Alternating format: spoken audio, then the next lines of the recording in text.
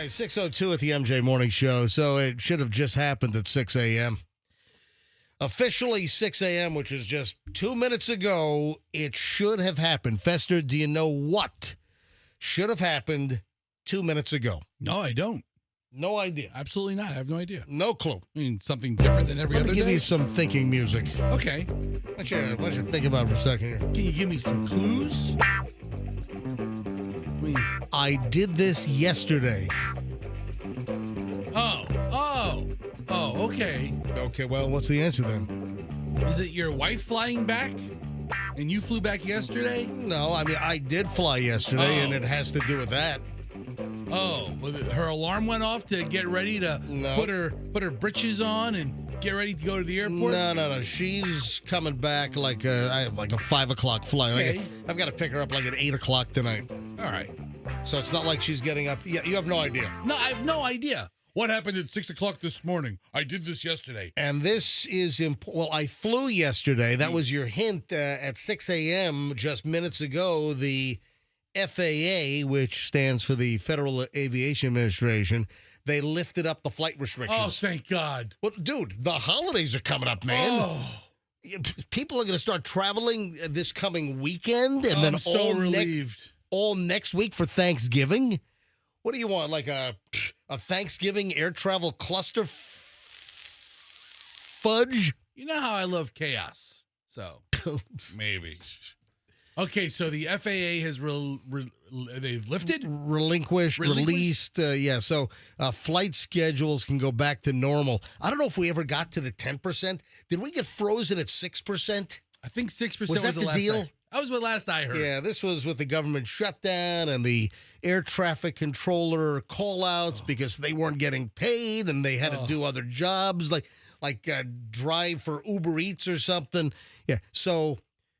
Yeah, I don't want any distractions on my air traffic controller plate, on their plates.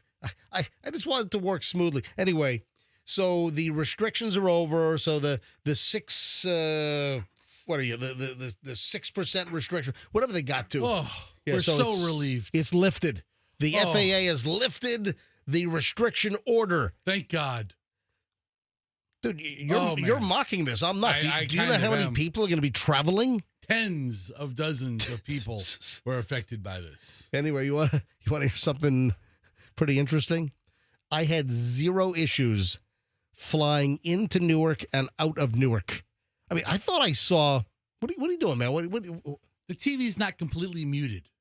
I can hear the reporter in my ear. Are you serious? Hold on, man. I think you have it like on number 3. Oh, see? So we have like the I couldn't hear it. 1 to 100 scale, but I hear like this little mousy chatter behind me.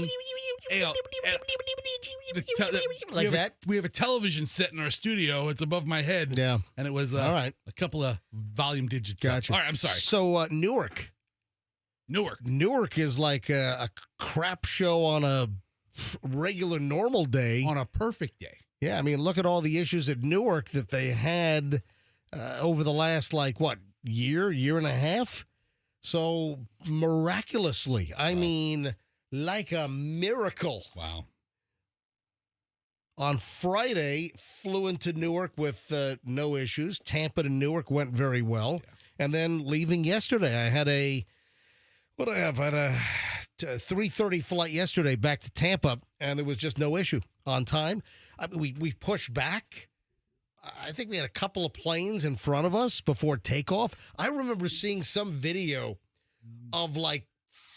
This is like last week, 40 planes lined up. And then it was even windy as hell up there. Like the length of the airport, these planes were lined up. So I even got a notice from United, who I flew in on, and everything was great with United. No problems at all. Everything was super. I got a little notice on my app due to high winds at Newark. There might be some flight delays. Nope. Everything good. In fact, listen to this. Listen to coming back from Newark. Yes. And, of course, we were up there for Julian's movie. Actually, I have a bunch of questions about. Oh, that went very, very well. So I don't think I'm going to be able to call Michelle or Julian this morning because Michelle's still up there.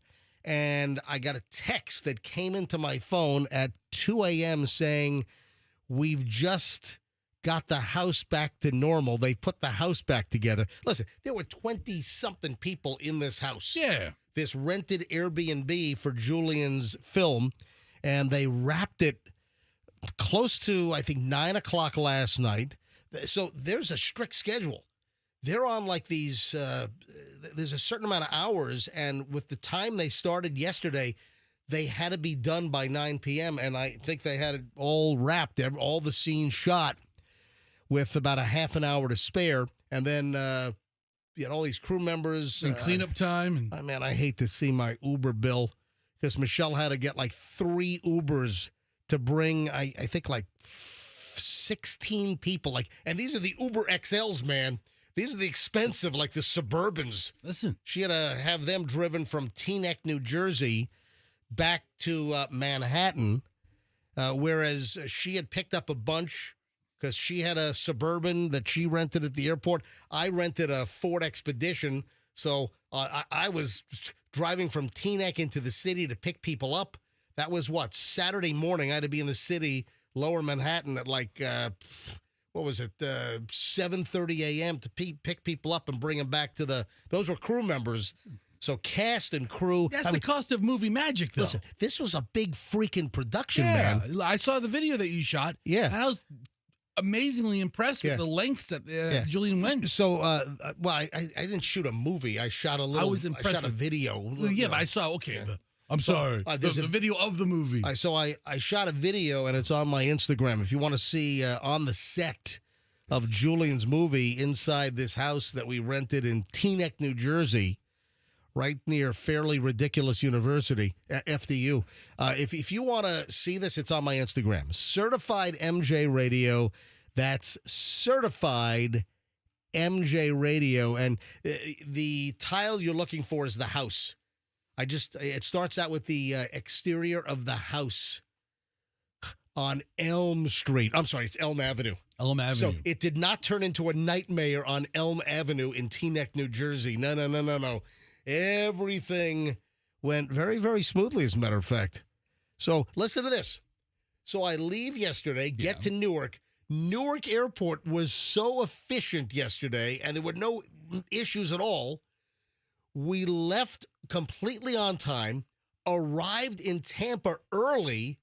I was able to go to the kennel to pick up the dogs because the kennel is open till 7 on Sunday night. Yeah. And my flight was originally supposed to land at like 6:42. No way I was going to be able to get in time to pick up the dogs, right? But you made it to pick up the pups. Yeah, exactly. I was able to get off the plane, get on the shuttle, get to the Blue Express pickup door 104, and the Uber was waiting for me because I hit the Uber, right as I was getting off the plane because I saw it was like a 5-minute arrival. Okay, I'll run to the shuttle, and I was fine. And the Uber was actually waiting for me for like 1 minute. I get home in like 6 minutes, 7 minutes, and then boom, plenty of time to then get to the kennel to pick up the dogs by 7 p.m. It was a clockwork weekend, man. Wow. MJ's time management is just masterful. All right, so the Bucks got their asses kicked, 44-32 up in Buffalo. I don't know if I'd call it an ass kicking. I mean, it was a pretty competitive. It was like 9 lead changes, right, or something like that, something crazy like that. Well, ultimately, 44-32, which is what counts, the final score. They lost the game. I call that a butt kicking. All right. Coach Bowles, he's going to be in a mood today. Is he coming in today? Yeah, 8 o'clock. Okay. Yeah, so Coach Bowles live in studio, 8 o'clock this morning. It's the official Bucks Coaches Show here on the MJ Morning Show. So Coach Bowles at 8 a.m., and apparently he had an ordeal. That's all I know. I don't know anything about it. All I heard, and I heard this from, Bucks staffers and people that work for the Bucks that love listening to the coach on the show over at One Buck, and they just sent me a text. Oh, boy, Coach is going to be in a state today. And they said not because of the loss. Or, no, not only because of the loss to the Bills. All right, so hold on. That's coming up. Man, we're loaded today. It's a loaded Monday, MJ Morning Show. Just getting rolling here on Q105. Back in minutes. Don't move. Good morning. Traffic.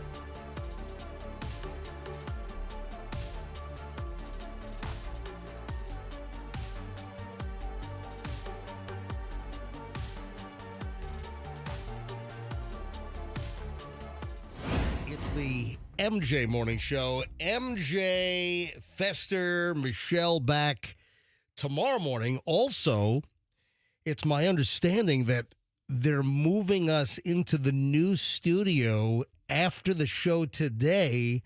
So tomorrow morning is supposed to be our first day in the new MJ Morning Show studio, which is 5 years, 1 month, and 2 weeks late.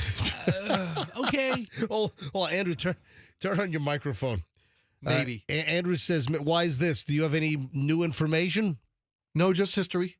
Oh, just history. The fact that we've been told we're moving into a new studio for close to 5 years. All right. So I'm hearing that it's supposed to happen today, meaning after this show, they move Q105 down the hall to the brand new studio, and we're supposed to be starting this show in the new studio tomorrow morning. At least that's the plan. Okay. All right. I mean, I'm here for it. What is your confidence level on this, Fester? On a scale of 1 to 10, 1, maybe a 2. I mean, I'm always an optimist to some extent. I was in the studio earlier today. I kind of poked my head in there. Dude, what smells? What kind of smell? If it's like, body odor, it's probably me. If it's rotting fish, it's probably something in the trash. I don't know. No, I just caught a whiff. Of what? Did you do something over there? No. Are you telling me you did not do anything over there? No, I am a walker out of the studio or when I do that. Hold on. I just caught a whiff. I mean, what is that? Like a toot? Yeah, tootish. I don't know. All right. Somebody walked by? I don't know. I don't know. Hold on. Let me check the bottom of my shoes. Hold on. Oh, like you stepped in something?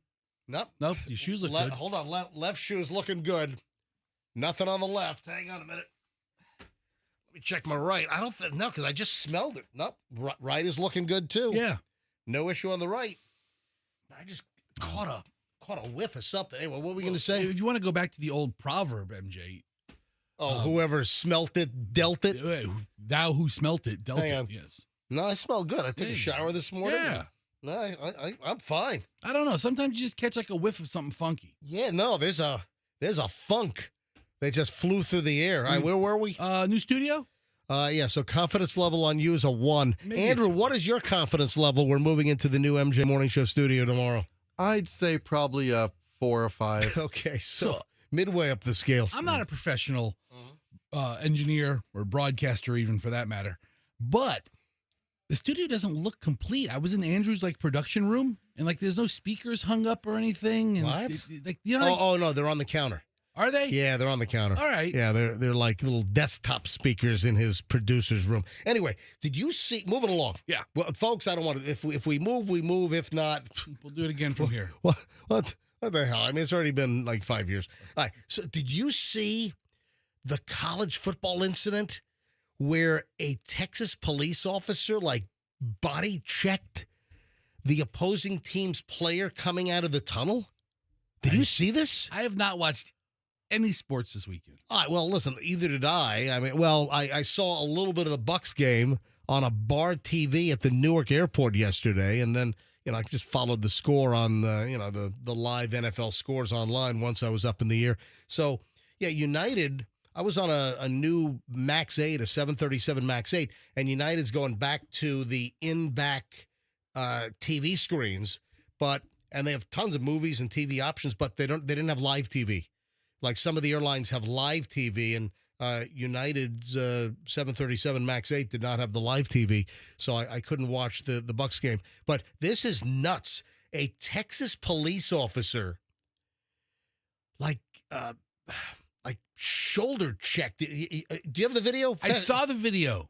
Wow. Man, that is just, look at this. Here comes the.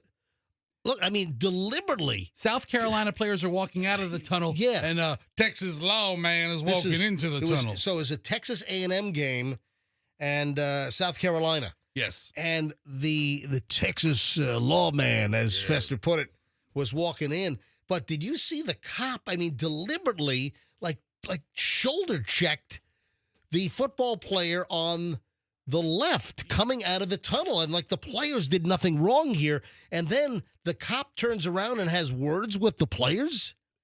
The cop had the choice. He knew he was walking between two men. Yeah. He had the choice to kind of like, slip through. He kind of bows his elbows out, and he kind of clocks elbows two players. Yeah. So deliberate, almost like, hey, they're the opposing team. I'm a Texas lawman, and I'm here because I'm providing security for the game, but I'm a Texas A&M fan, and these South Carolina yahoos, they're walking out of the tunnel. I'm going to show them who's boss. I'm going to show them who's the law in this town. And then like body checks this dude on the left. I mean, kind of hits both of them, and then the cop turns around. Then there are words.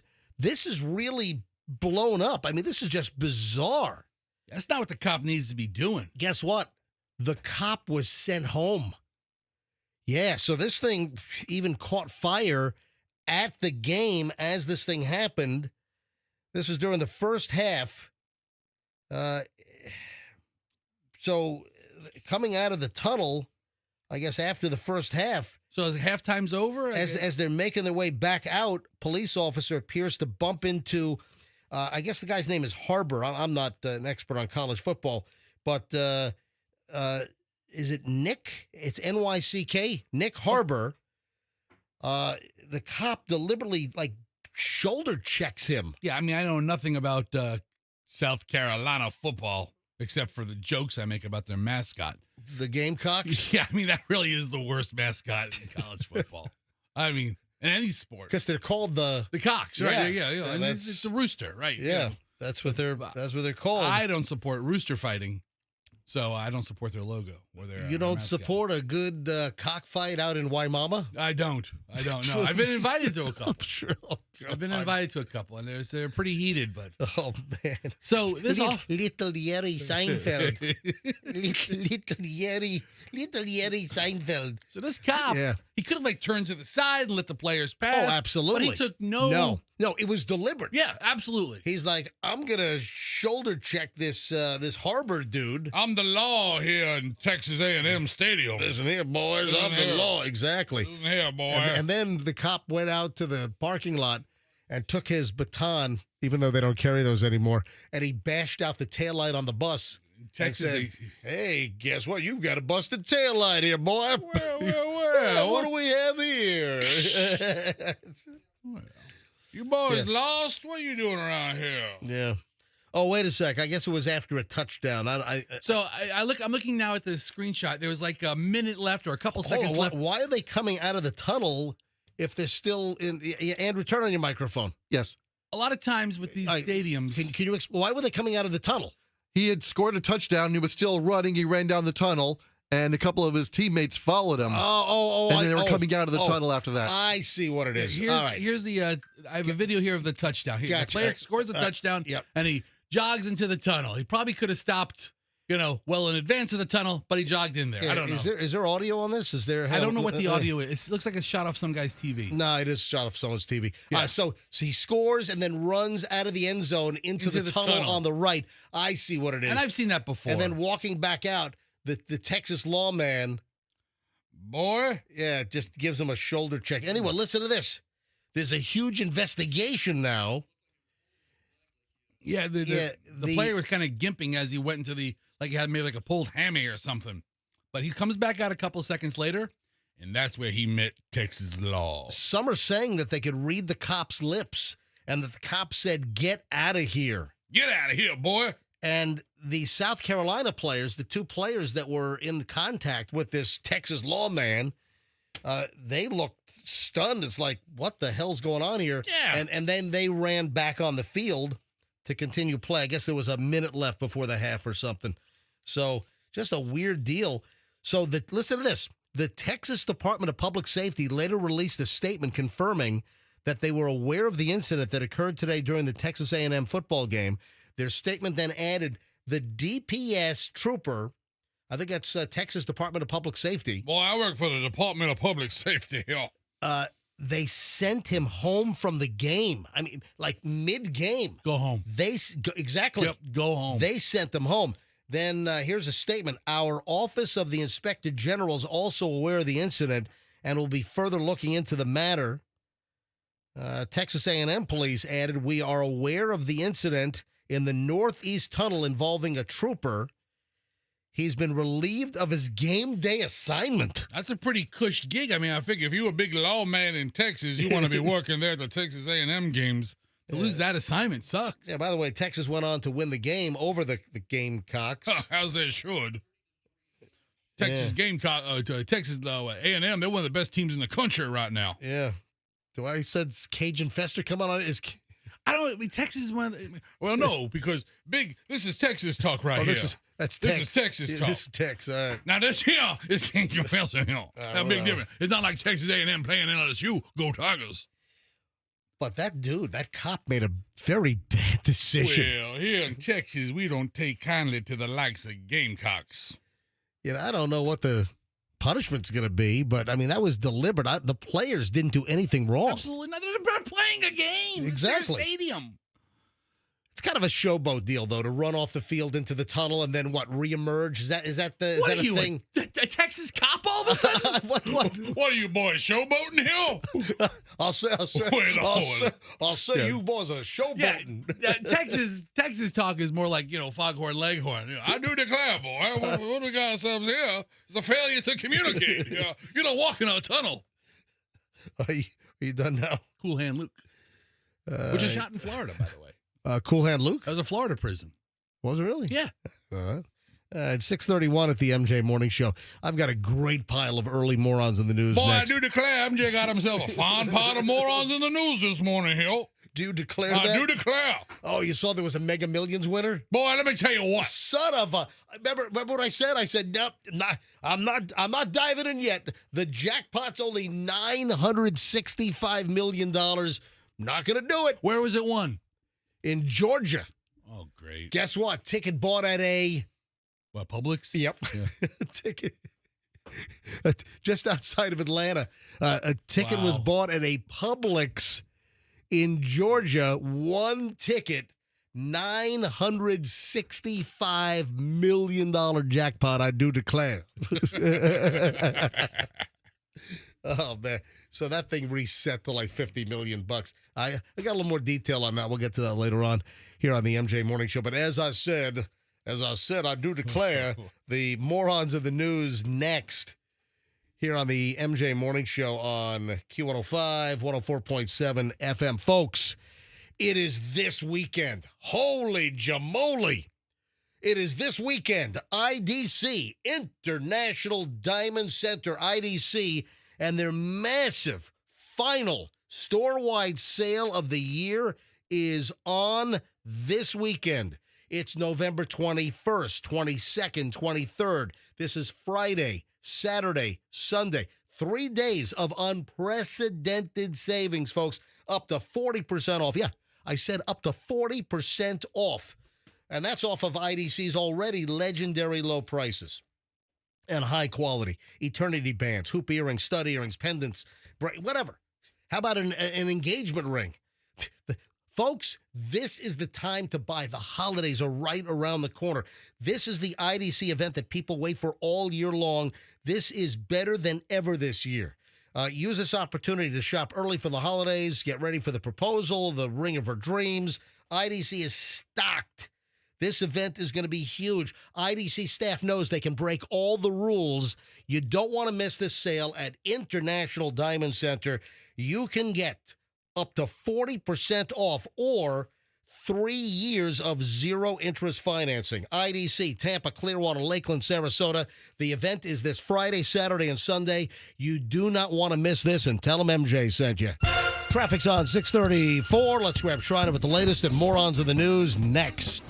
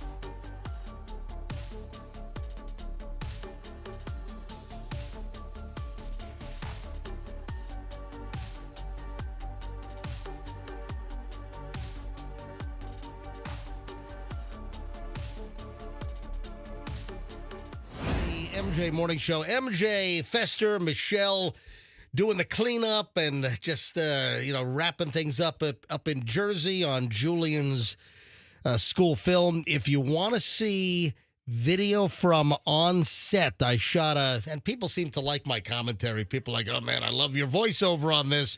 Yeah, a couple of snarky jokes in the video. If you want to see what Michelle and I and Julian and 20 others were doing all weekend long, Julian's junior film project was shot in Teaneck, New Jersey in a rental home in an Airbnb. And if you want to see behind the scenes on set, I shot like a minute-long video or so, and it's on my Instagram. It's the second thing on. If you go to Certified MJ Radio, it's the second video. Ran into Guy Fieri at the Newark airport. I'll get into that a little later on. That's the first thing up there right now. The second thing, look for the house. And you'll see the caption says, lights, camera, action.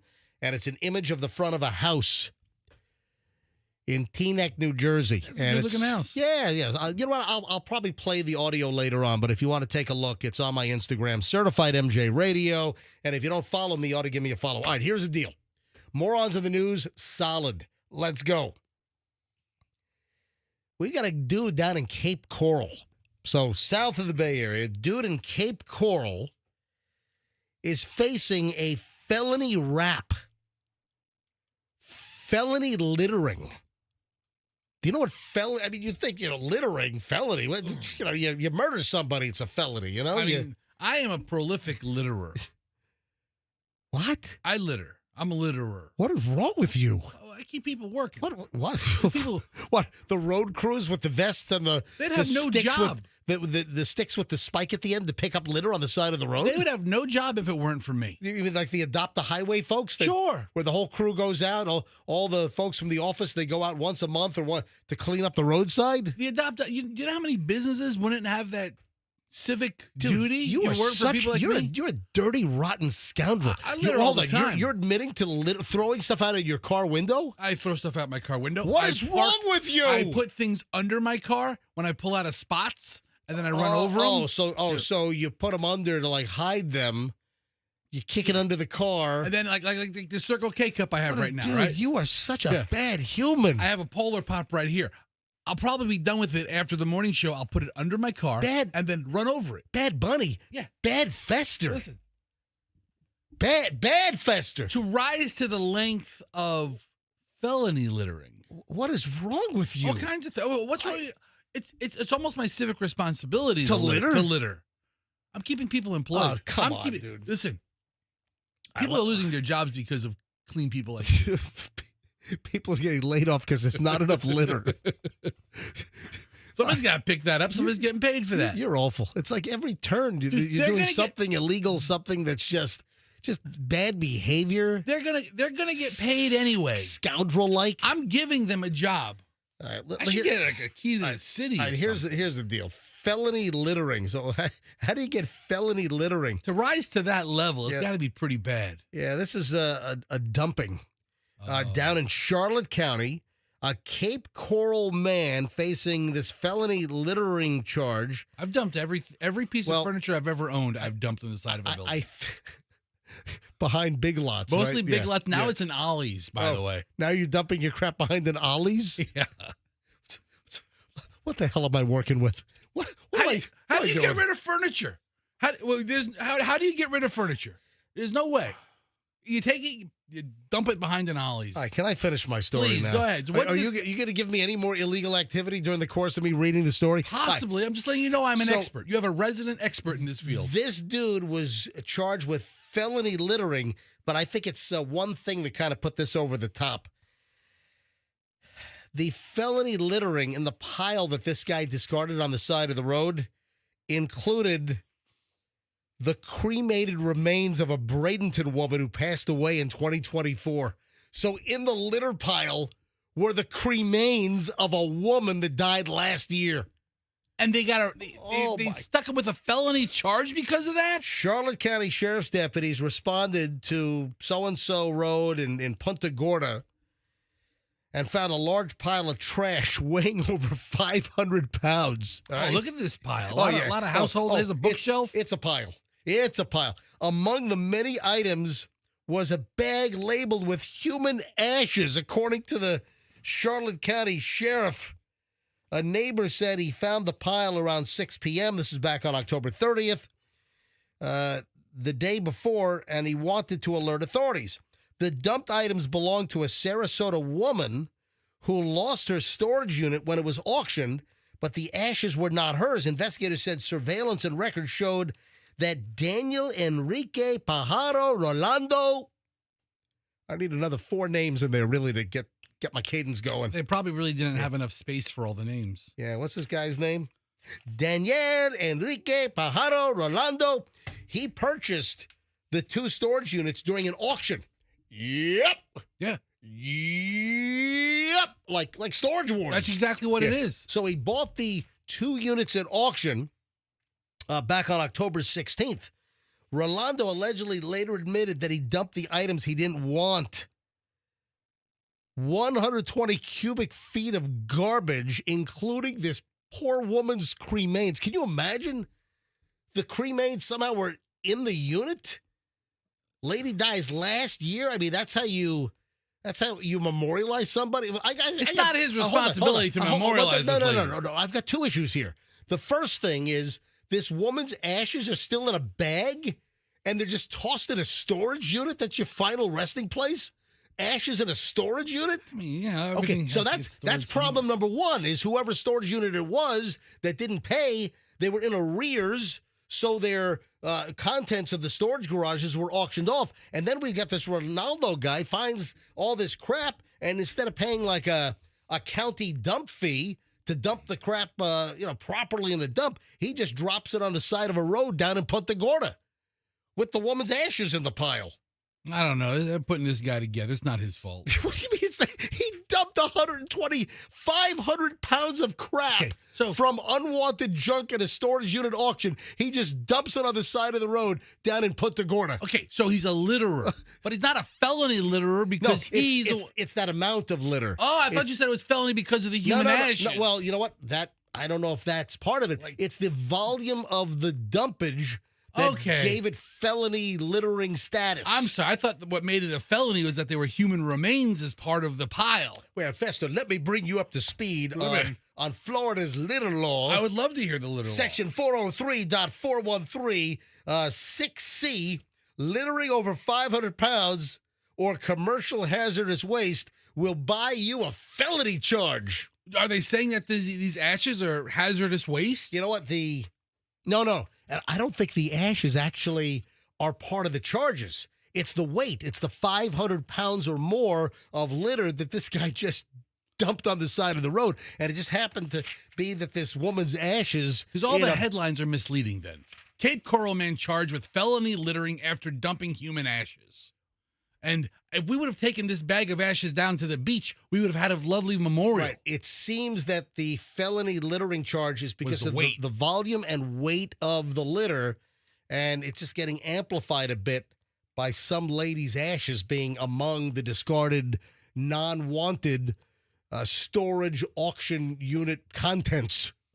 Did I say that properly? You got to pay your storage bill, man. All right. Listen to this. They're calling him not Marty McFly. They're calling him Marty McHigh. A New Jersey driver crashed his 1980s DeLorean. As soon as you said Marty McFly, I'm like, you drive a DeLorean? He was. The dude has a crash in an old DeLorean, and inside are 87 bags of cocaine. First of all, should you be driving something less high profile? Should you be driving something more low key? You're hauling around 80. I'm not trying to give any tips to cocaine traffickers here. We are not. Yeah, New Jersey driver was driving a vintage Back to the Future style 1980s DeLorean, and it allegedly had 87 bags of cocaine inside the DeLorean. What's the matter with this guy? Back to the Future. Look at the car. It's all messed up. Oh, he crashed the front end. This car is a classic. You just can't find parts for a DeLorean at, AutoZone or something. Yeah, Luke Randall, 33, was spotted by a cop allegedly slamming into a parked car while driving wasted. So this guy is drunk driving an old 1980s DeLorean, a Doc Brown DeLorean, and he's got 87 baggies. You know, these weren't like, keys of Coke. These are like the little twisty baggies. Yeah, he's going to sell them. Yeah. Wow. He's getting ready to distribute. Yeah, it was a 1981 DeLorean. What do you tell your customer? All right, I'll be the drug dealer in the DeLorean. Okay. When I make the delivery, I'm going to drive by doing 88 miles an hour. How many miles was it? Was it 88? I remember there's a bunch of 88 miles an hour. There's a bunch of gigawatts. I remember that being a term. 1.21 gigawatts. 88 miles an hour. Right, Marty. So what's a douchier car? The DeLorean or the Cybertruck? I mean, I kind of feel the same way about both those people. I've come to the conclusion that guys that buy the Cybertruck are douches. Yeah. That's a douche mobile. It is. Yeah, the Cybertruck drivers are, I think, mostly douches. I love you douches out there driving those Cybertrucks. But I'm sorry. If anyone's listening to us driving a Cybertruck right now, I do apologize. How do you feel about people driving DeLoreans? And you know what? If you're a Cybertruck driver and you're not a douche, call us up. No. We don't want to. What are you?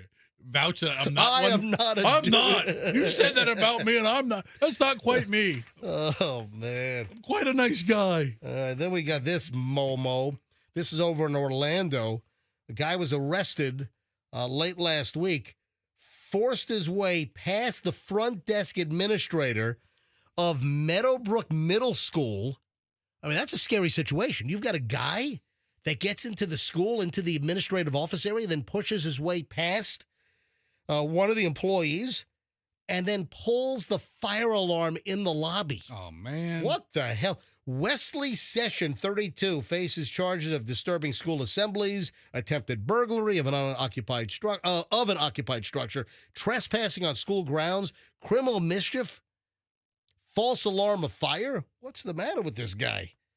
Sessions' arrest affidavit states that he approached the front door of the school around 9 a.m. This is last Wednesday, actually. Front desk administrator cracked open the door because she thought for a moment that he was a student. When the administration realized that Session was an adult, she asked what his business was at the school. He then blew past her through the door and then goes into the lobby and just pulls the fire alarm, evacuating the whole damn school. The hell? The front desk administration ran for help. Where was the school resource officer? Every school has a resource officer on campus now. So the deputy was able to get there fairly quickly, and then this schmuck was then face-to-face with a deputy, and then he's saying, "Don't touch me! I'm not alone! I'm not the one you have to worry about." And can you imagine? This guy says this to the deputy. What is he thinking? The school's under attack? Are there more people? Are they going to harm the students? Was the guy tasered? Was the guy... Dude, he was placed in the back of a patrol vehicle. There's nobody else. I'm guessing this guy has a screw loose or something. This guy would have been... This guy's been a shooting. Yeah, can you imagine that? Just busting your way in and pulling the fire alarm? What a schmuck. All right, 6:54 at the MJ Morning Show. When we get back, the 7 o'clock hour starts. Oh, we've got to talk about a couple of YouTube stars. I'm just curious because your kids are into these YouTube stars. They watch YouTube. I mean, what define into? Well, hey, we're not buying their merch. When we get back, we've got 2 YouTube stars in trouble. Oh, also, I got a jackwagon influencer, a Dine and Dash Instagram influencer, and this is also a crazy story. It's a very attractive young woman that's dining and dashing, but there's more to the story, including, well, I don't want to give too much away. You got to hear this. It's all next. MJ Morning Show here on Q105, 104.7 FM. Don't move. Hey, when it comes to your carpets, hurry. Get them cleaned so your house doesn't look like a dumpster. With all the Thanksgiving company coming over, you got family members coming over. Do you have stained carpet? Come on, don't be embarrassed. Don't have Aunt Marge saying, "Oh, and these carpets are awful." Oh, Aunt Marge. You find that funny? What do you? Oh, your house is filthy. Clean your carpets. Aunt Marge, welcome to Thanksgiving. Oh, we're so happy to see you. Hurry up, get your carpets cleaned. And then if Aunt Marge spills food all over the floor, you might have to get your carpets cleaned after Thanksgiving. Oh, Aunt Marge, you made a terrible mess. So Zero Res has a great offer going on right now. Zero Res carpet and air duct cleaning right now. How about getting a hallway cleaned for $1? All right, just get at least 3 rooms cleaned. So room cleanings, each room $45. So $45 a room for professional carpet cleaning with Zero Res, with ZR water. That's what you want to do. And then if you get at least 3 rooms done at $45 a room, then they'll do a whole hallway for just $1. ZeroResTampaBay.com. Hit them up. Tell them MJ sent you. Go to ZeroResTampaBay.com. Hey, good news. Attention, everybody. There are phenomenal lease deals available right now at the newest Genesis dealer in Florida. Folks, we got a Genesis dealer right here in Tampa as we speak. Yep. There used to be a time where you had to go over there or you had to go way out over there to find the Genesis dealer. Well, guess what? Your Genesis has come in. Genesis of Tampa has opened at Bears and 275. To be exact, it's Bears and Nebraska. But right off the Bears exit 275, Genesis of Tampa, lease, buy, get your service there. They've got valet service as well. They'll pick it up. They'll deliver. They'll give you a loaner Genesis. People love the Genesis vehicles, folks. And the great news is Genesis of Tampa is now open. Been a drought. There was a lack of a Genesis dealer in Hillsborough County. Now it's there. GenesisofTampa.com and tell them MJ sent you. Traffic's on 657. MJ Morning Show back in just a minute.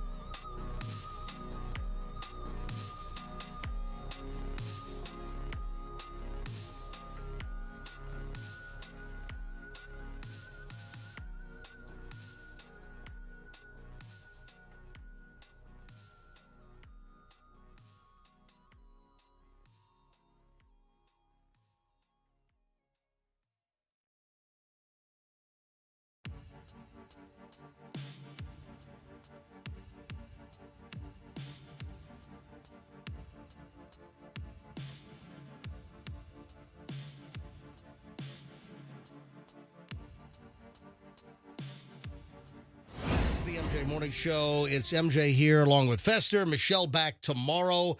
I don't know if we're going to get her on the air this morning because she was up until 2 a.m. apparently putting this rental house back together after the Julian film shoot up in Jersey, which I flew in from yesterday. So I'll get into a little bit more on the film shoot. Man, it was fantastic. These kids, man, whew. I mean, watching them make a movie and everyone had a job. I mean, it wasn't like the credits roll during some Hollywood blockbuster where there are 1,700 names, but they had like 20 kids all together working on this movie for Julian. It's fantastic. All right, 7:03, MJ Morning Show. Hey, Fester, do you keep track of all the stuff that your kids watch on YouTube? You know, their generation, what are they? Their generation Alpha.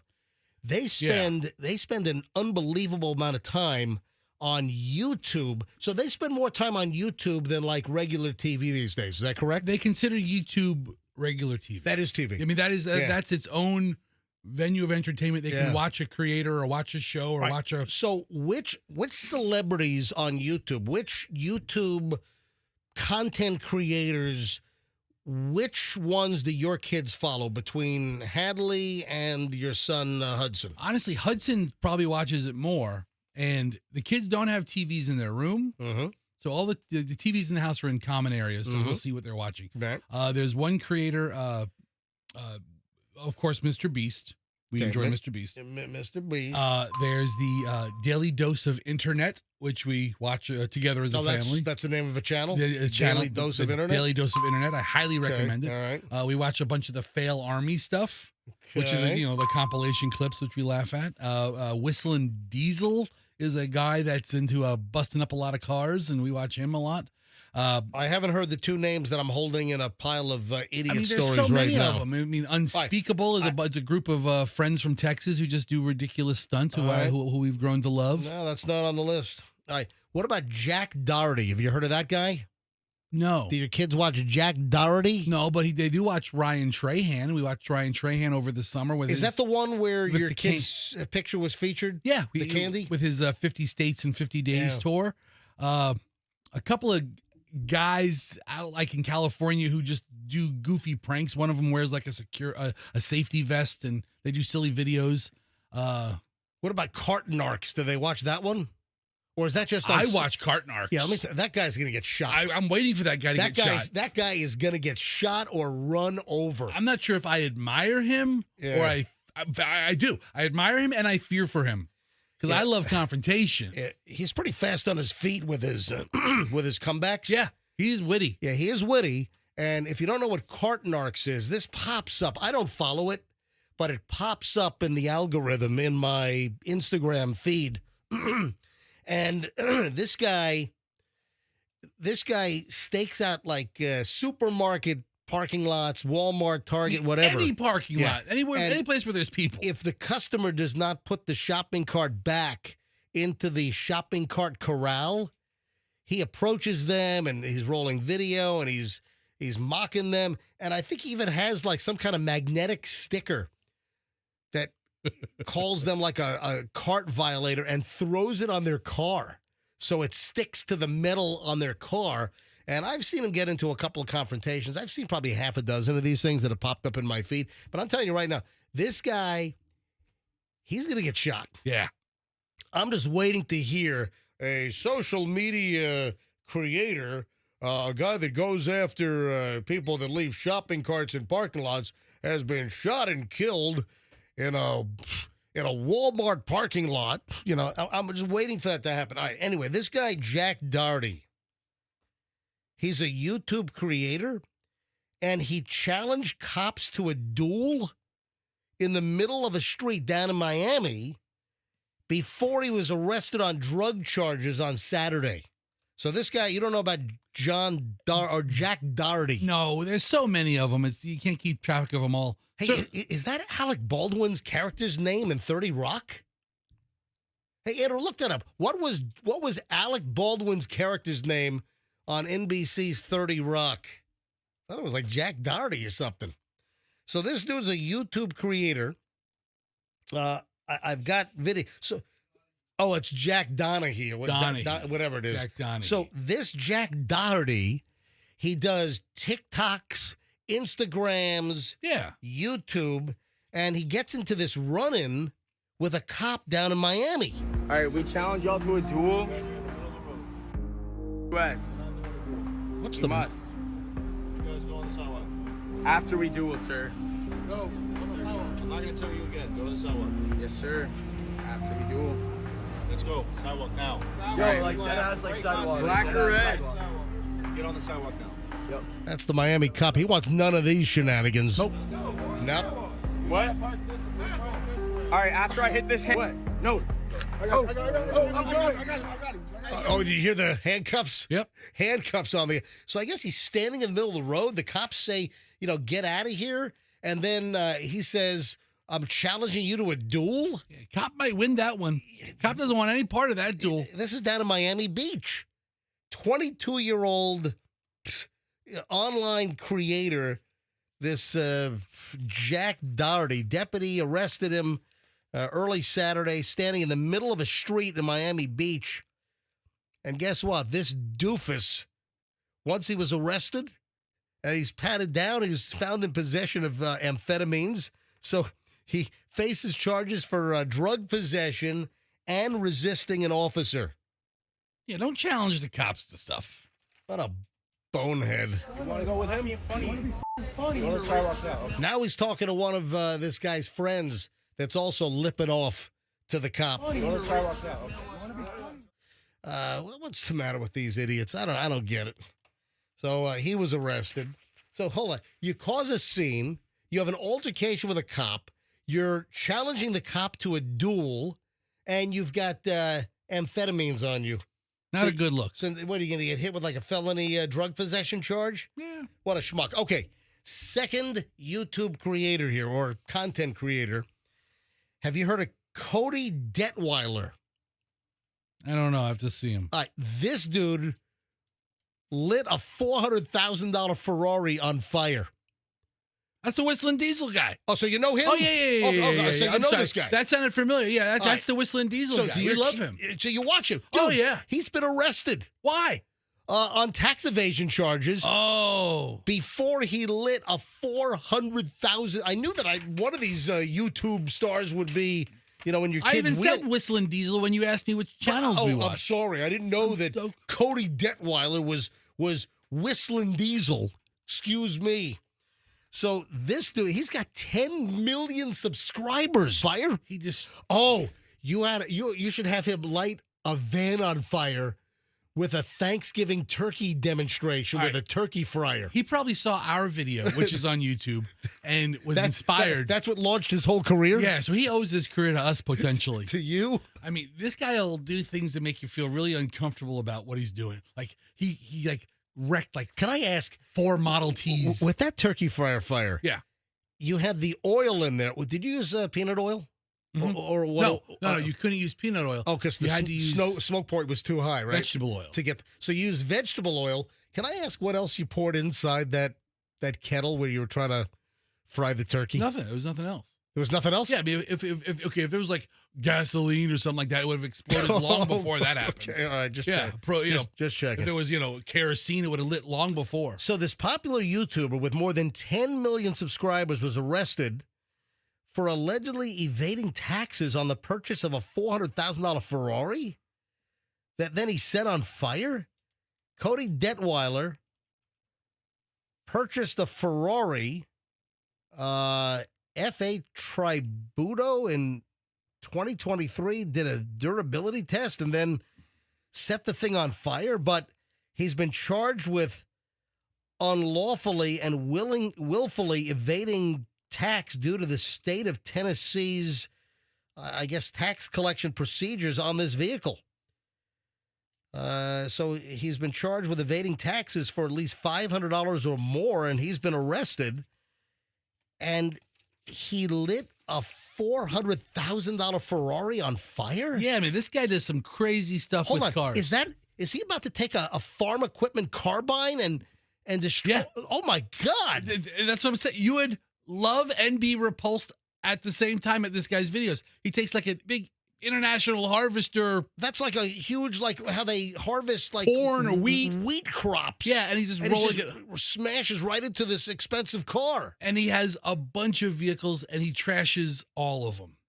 Oh, so that's his gimmick. Yeah, he just wrecks vehicles. And he is barreling through with a bunch of trailers through a private field and watching things roll over. Well, anyway, he did some of the first really intensive Cybertruck tests. Are you going to break? Oh.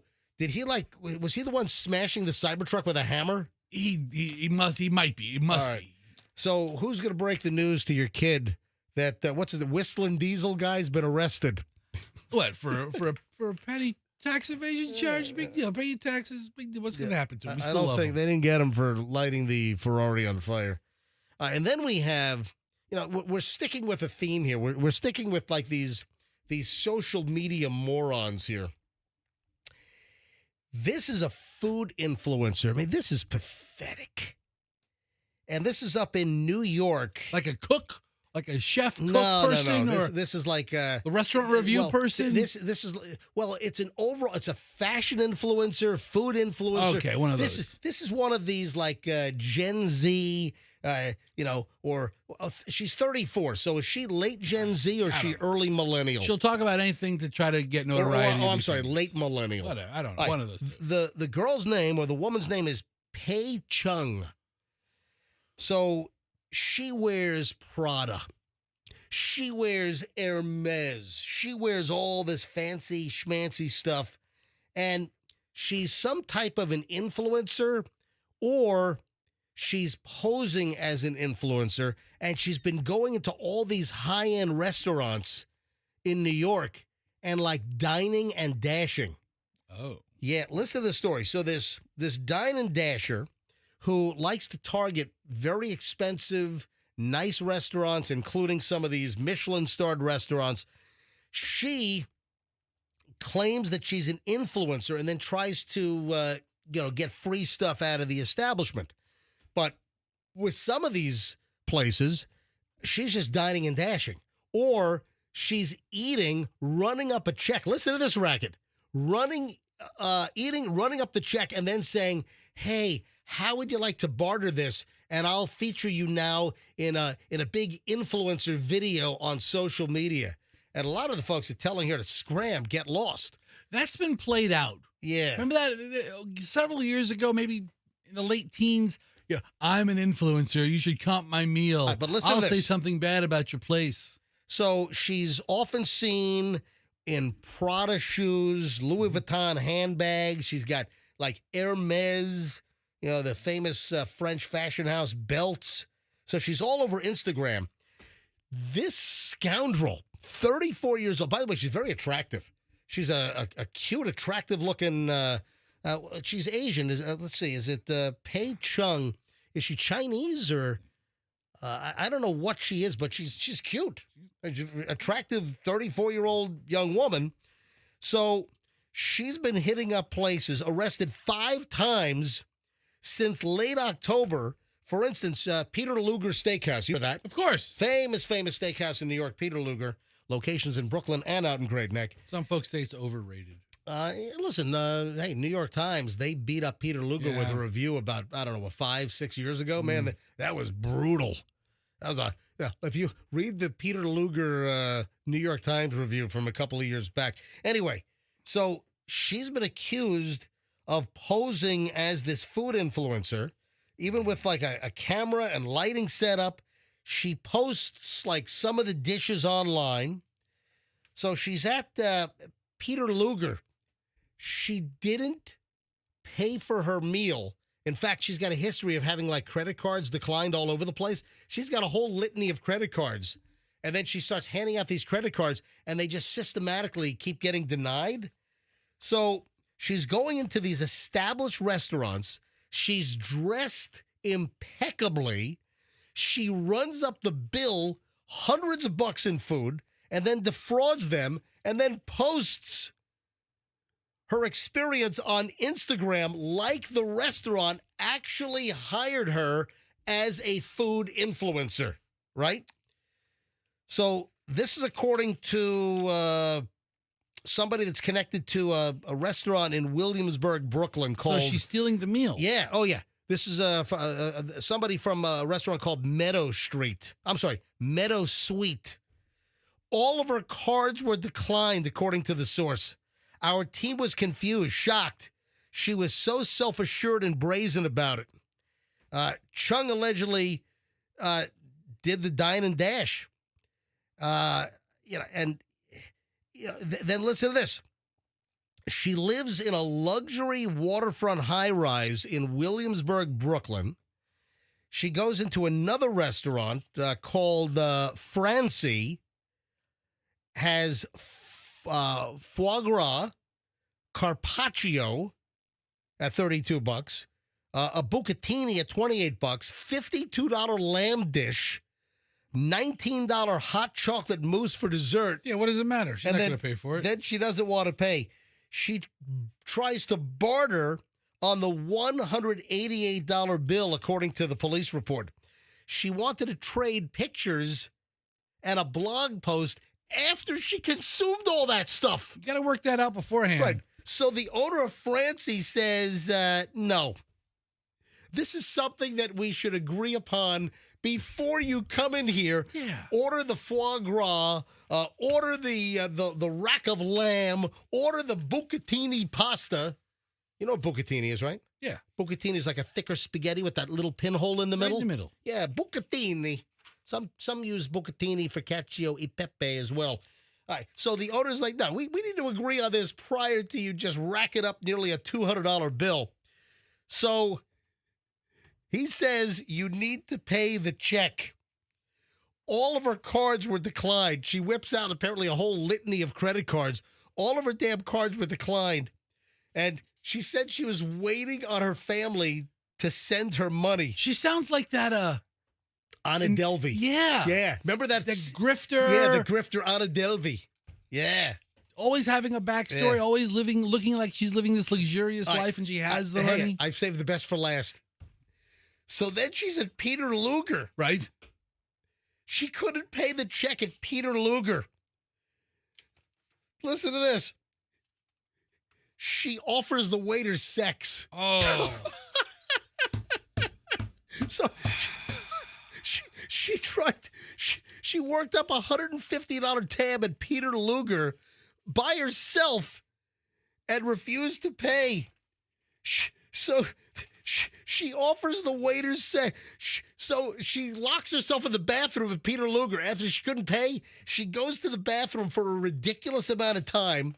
She's 45 minutes in the ladies' room at Peter Luger Steakhouse in Brooklyn. That's a long time. Finally, they get her out of the bathroom, and the waiter's like, yes, can you pay your check?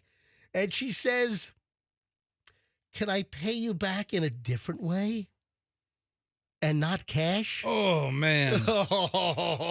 So Peter Luger. She's trying to pay for $150 at a porterhouse at Peter Luger with sex acts. Peter Luger's lucky that wasn't the waiter that night. Was she going to do the waiter right there in the bathroom? Right in the refrigerator. In the refrigerator room. in the meat aging room. Yeah, all that hanging meat. Oh, I got you hanging meat for you.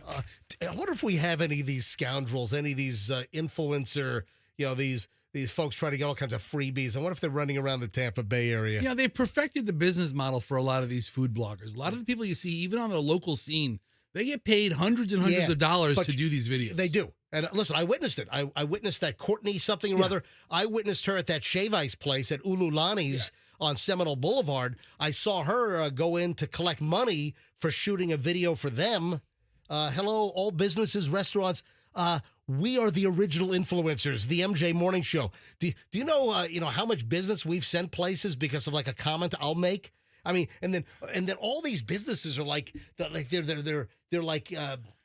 they're mesmerized by these social media influencers. I don't get it. It's part of the marketing budget. I've gone to restaurants that I've seen people review before on social media. But I get it. And we do have a lot of these influencers popping up on Instagram that are local, and they are getting paid. But guess what? What? According to the Federal Trade Commission, the FTC, you're supposed to disclose that you're getting paid.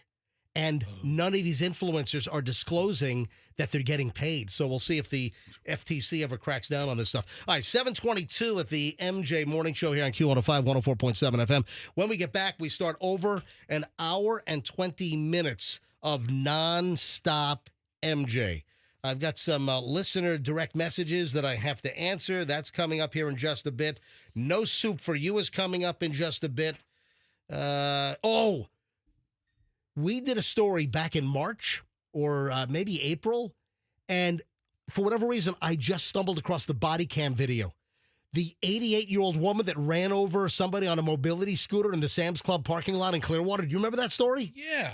Well, the body cam video has surfaced. All right, hold on. We got to get to that. Stand by. We're back in minutes. Don't move. It's the MJ Morning Show. We're loaded here on Q105, 104.7 FM. Hey, if you're making a move, I don't want you to really muck it up. Listen, it is easy to hire a crappy moving company. And I'm going to make your life so much easier right now. If you would like a solid move, if you would like a move that is trouble-free, you have enough to worry about besides worrying about some shyster, scam artist, wambookie mover that's going to rip you off. So one of the gimmicks is some of these moving companies, they come in with some lowball number, and then they try to jam up the rate mid-move, or they hold your stuff hostage on the truck at the end of the move until you cough up more money. That's not going to happen with Two College Brothers. First of all, 5-star reviews out the wazoo. Over 1,100 5-star reviews. Why? Because they're good. They'll give you a great quote, and they're going to give you a great move. It's twocollegebrothers.com. twocollegebrothers.com. Mention me, MJ. Get free moving boxes. twocollegebrothers.com is the smartest move you'll ever make. Let me give you another smart move, and that's selling your home with Mark Spain Real Estate. Get the strongest cash offer in the industry. You'll save time. You'll make the most money. You'll eliminate the hassle. Obviously, it's MJ, and I'm telling you, Mark Spain's the way to go here in the Tampa Bay area. I'll recommend it to you, family, friends. You can trust them to sell your home hassle-free with a strong all-cash offer. In fact, Mark Spain Real Estate sells more than 38 homes a day, making them the most experienced real estate team in America. You can trust them to sell your home hassle-free and with a strong all-cash offer. This is like the strongest in the industry, folks. Listen to some of the testimonials from satisfied customers. Selling our 16-year-old home was quick thanks to a guaranteed offer from Mark Spain Real Estate. We avoided the stress of showings, constant cleaning, negotiations. Their guaranteed offer was beyond what we were hoping for. That's from Chris. When it comes to selling your home, Mark Spain, folks. Go to markspain.com, get a guaranteed offer on your home today. That's markspain.com, and start packing. Traffic's on 725 MJ Morning Show. Back in just a minute.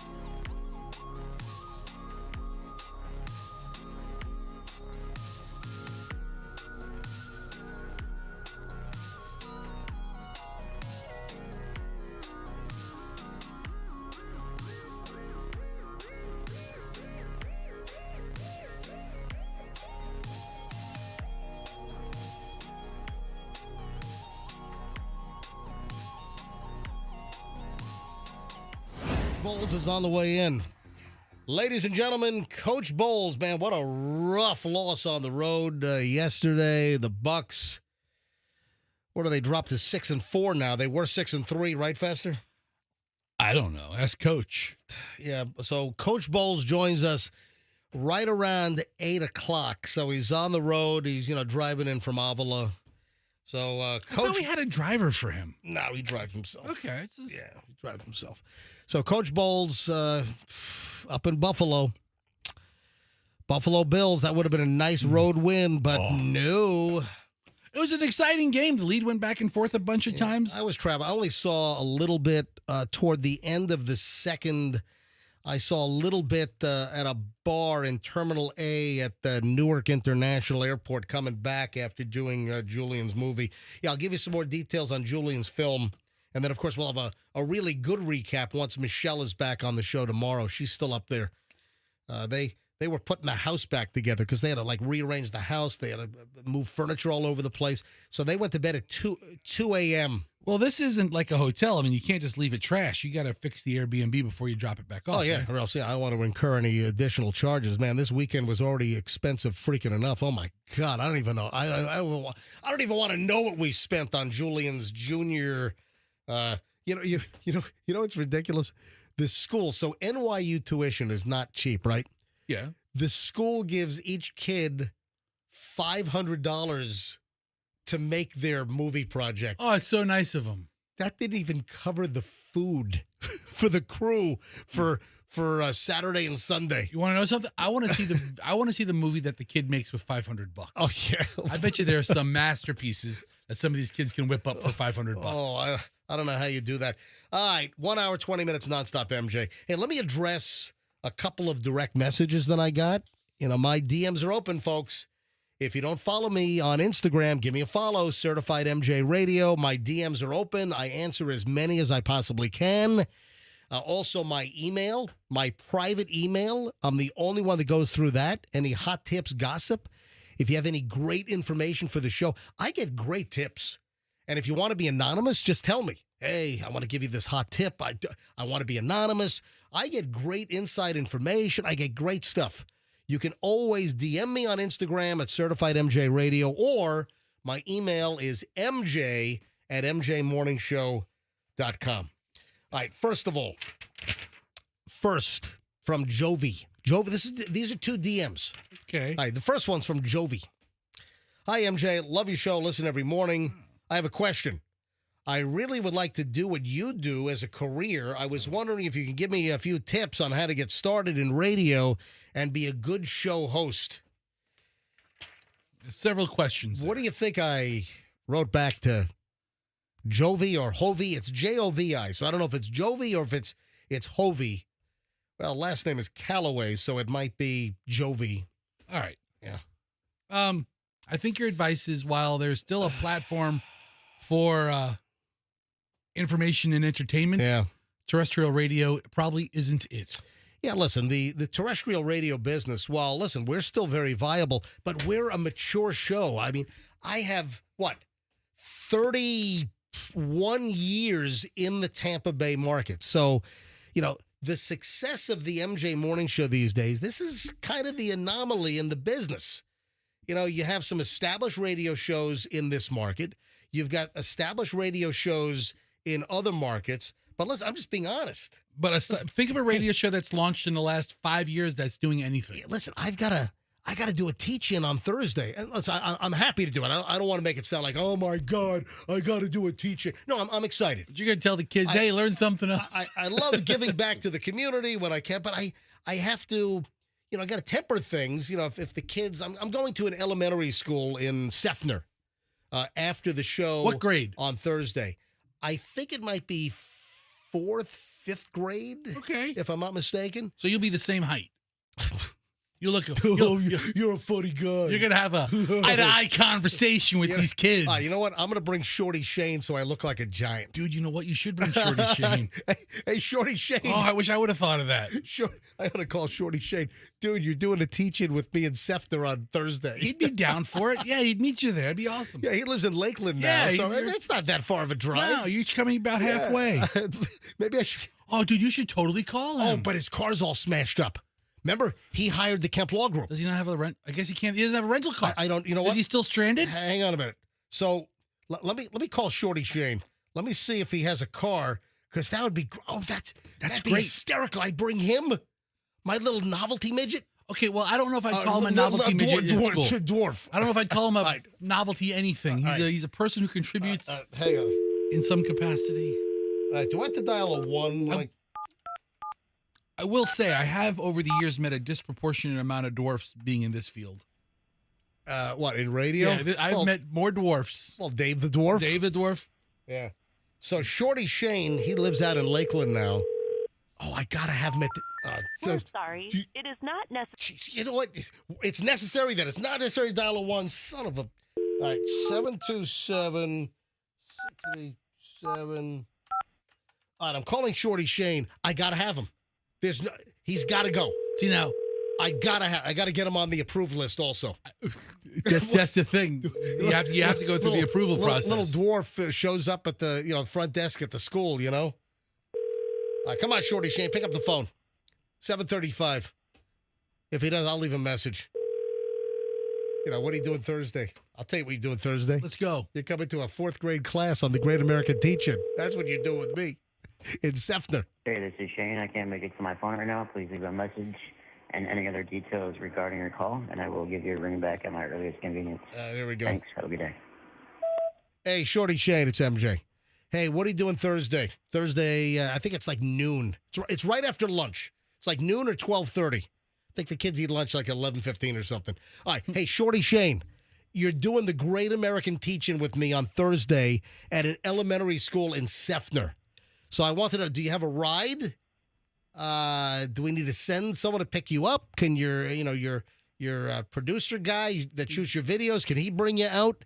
So it's the Great American Teach-In on Thursday, and I want to bring you along. Shorty Shane, I think I just want to look taller is what, is what it comes down to. Oh, man. All right. Shorty, hit me back. Text me, call me. All right, but plan on like 12 noon on Thursday in Sefner. We're both doing the Great American Teach-In.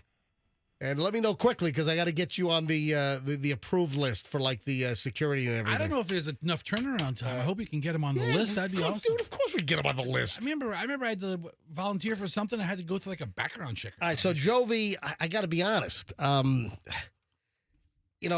Our show and, a select handful of shows in various markets around the country, the shows that are entrenched, listen, I'm still making a good living, but I'm not making anywhere near what I made from, let's say, I had some great earning years. I mean, I don't think Jovi's looking to go over your tax returns. I think she's trying to figure out how to get into this kind of field. I got to be honest. The state of radio these days, I do this show because I love the show. It's not for the money. I mean, at this point, this is kind of like hobby money. Because the industry was a lot healthier with much bigger salary payouts, But for somebody starting out, what would your advice be? I can't recommend the biz. Okay, I can't. So you don't recommend radio, but you have to recommend, hey, do something creative. There's plenty of free platforms to get your voice out there. You have to have something to say. Yeah. You have to. I mean, listen, everyone's a podcaster these days. I mean, there are 12 billion podcasts out there. Most of them get like 3 listens. Yeah, and that's the person just listening back, and then their like mother. Yeah. Usually, the litmus test is the entertainment test. Listen, I'm not trying to stifle creativity and drive and dreams. No, but the radio isn't the avenue to pursue it. I'm being realistic. I don't want to lead somebody down a path and then have them come hunt me down 10 years later. You son of a! You told me to get into radio. No, we're not telling anybody that, but she needs advice beyond that, or he needs. I don't know if Jovi's it's a he. I don't know. Yeah, it's Jovi. I think it's a whoever you are, Jovi.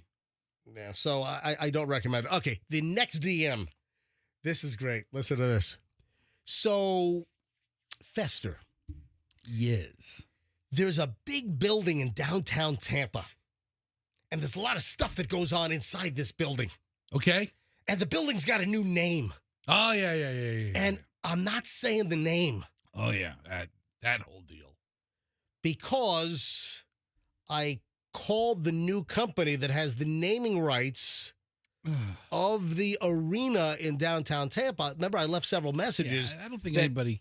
That I have a new... Listen to me. What? I have a new policy. You have a new policy. That, these companies like... before it was Amalie. The Amalie Arena for what, like 10 years? And for the record, I don't believe Amalie Oil wrote you any checks. They did not. Right, so... But a lot of times I still called it the Ice Palace, though. It's the Ice Palace.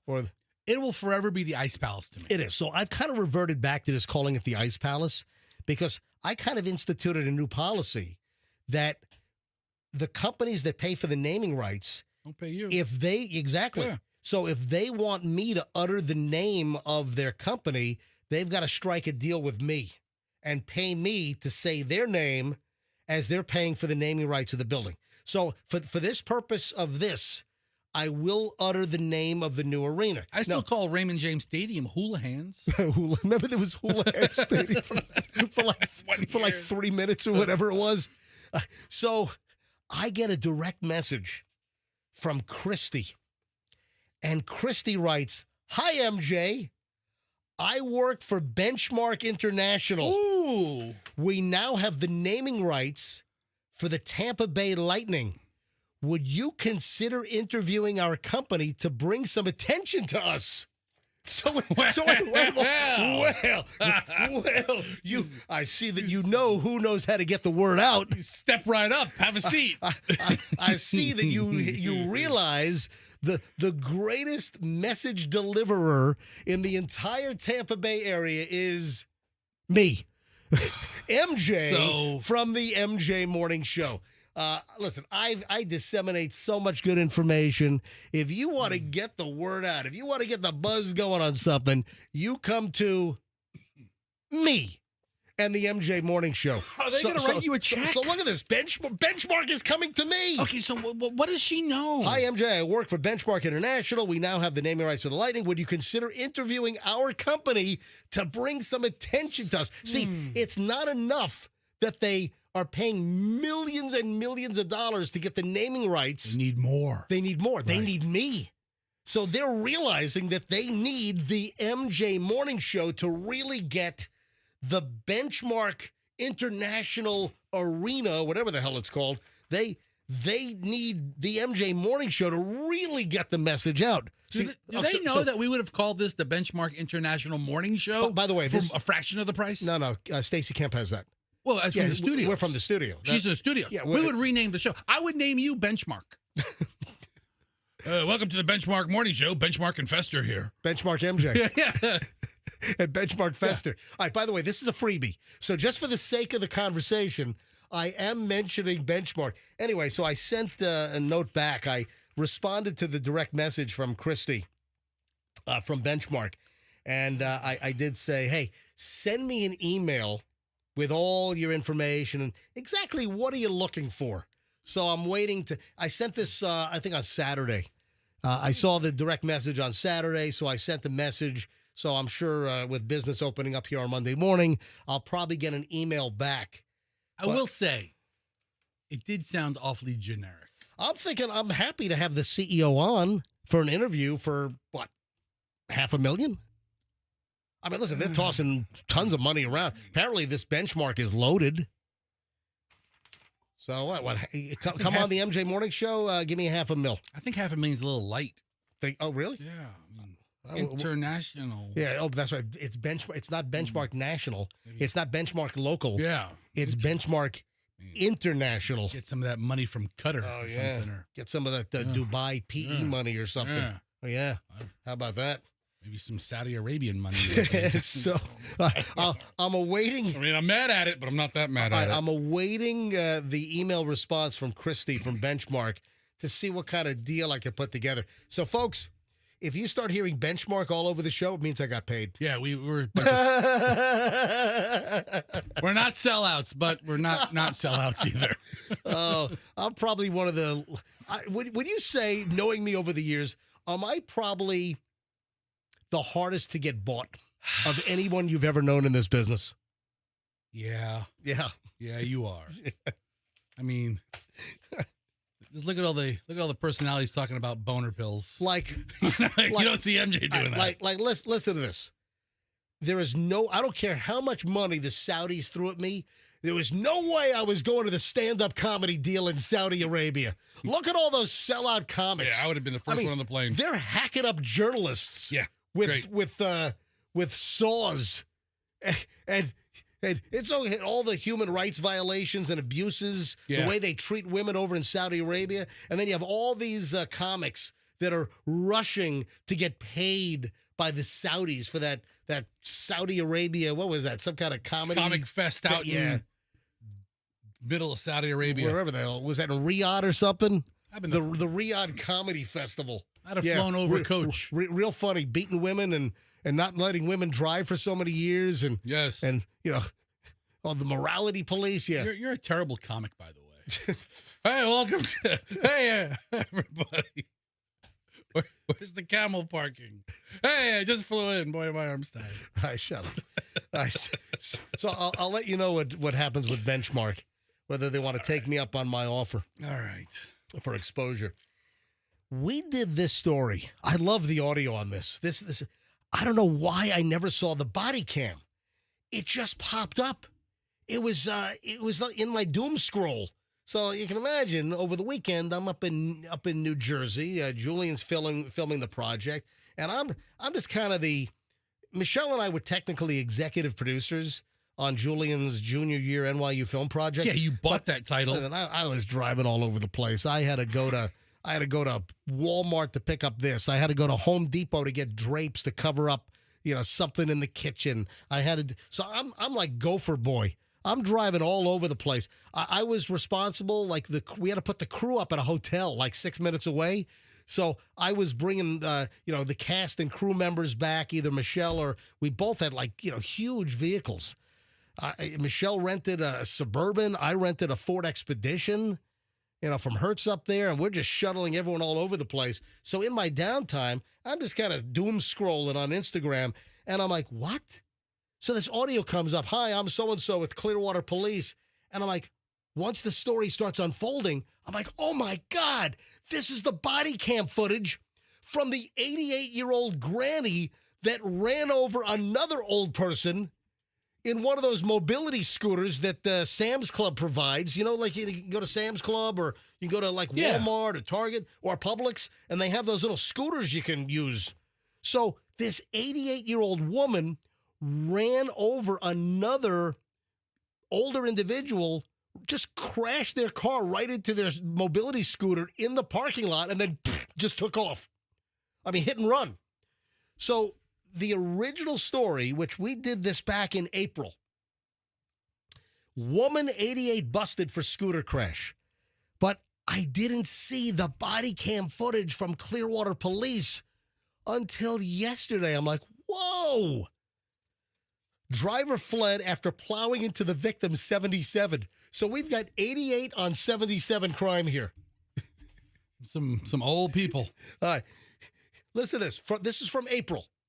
In another instance of gray on gray crime, that's what it's called. Yeah. It's gray on gray. An 88-year-old woman's accused of fleeing the scene after plowing her SUV. I think she was driving a Buick Enclave. So she plowed her SUV into the mobility scooter of a 77-year-old victim who was thrown from the scooter and hospitalized. Investigators say that Carolyn Segrist was driving in the parking lot of Sam's Club in Clearwater around 8:30 a.m. Again, this is back in April when the crash occurred. Segrist, cops charged, struck Laverne Hampton. Of course her name is Laverne. I wonder if she had a sweater with a big L. Cursive L. A big L. So she runs over. Used to work at a bottling company in Milwaukee. Beer company. So the 88-year-old runs over Laverne, who's on a mobility scooter at 77 years old. I'm sorry. It was a Buick Envision. It was not a Buick Enclave. She's driving a Buick Envision. Hampton was thrown from the scooter, hospitalized due to the injuries.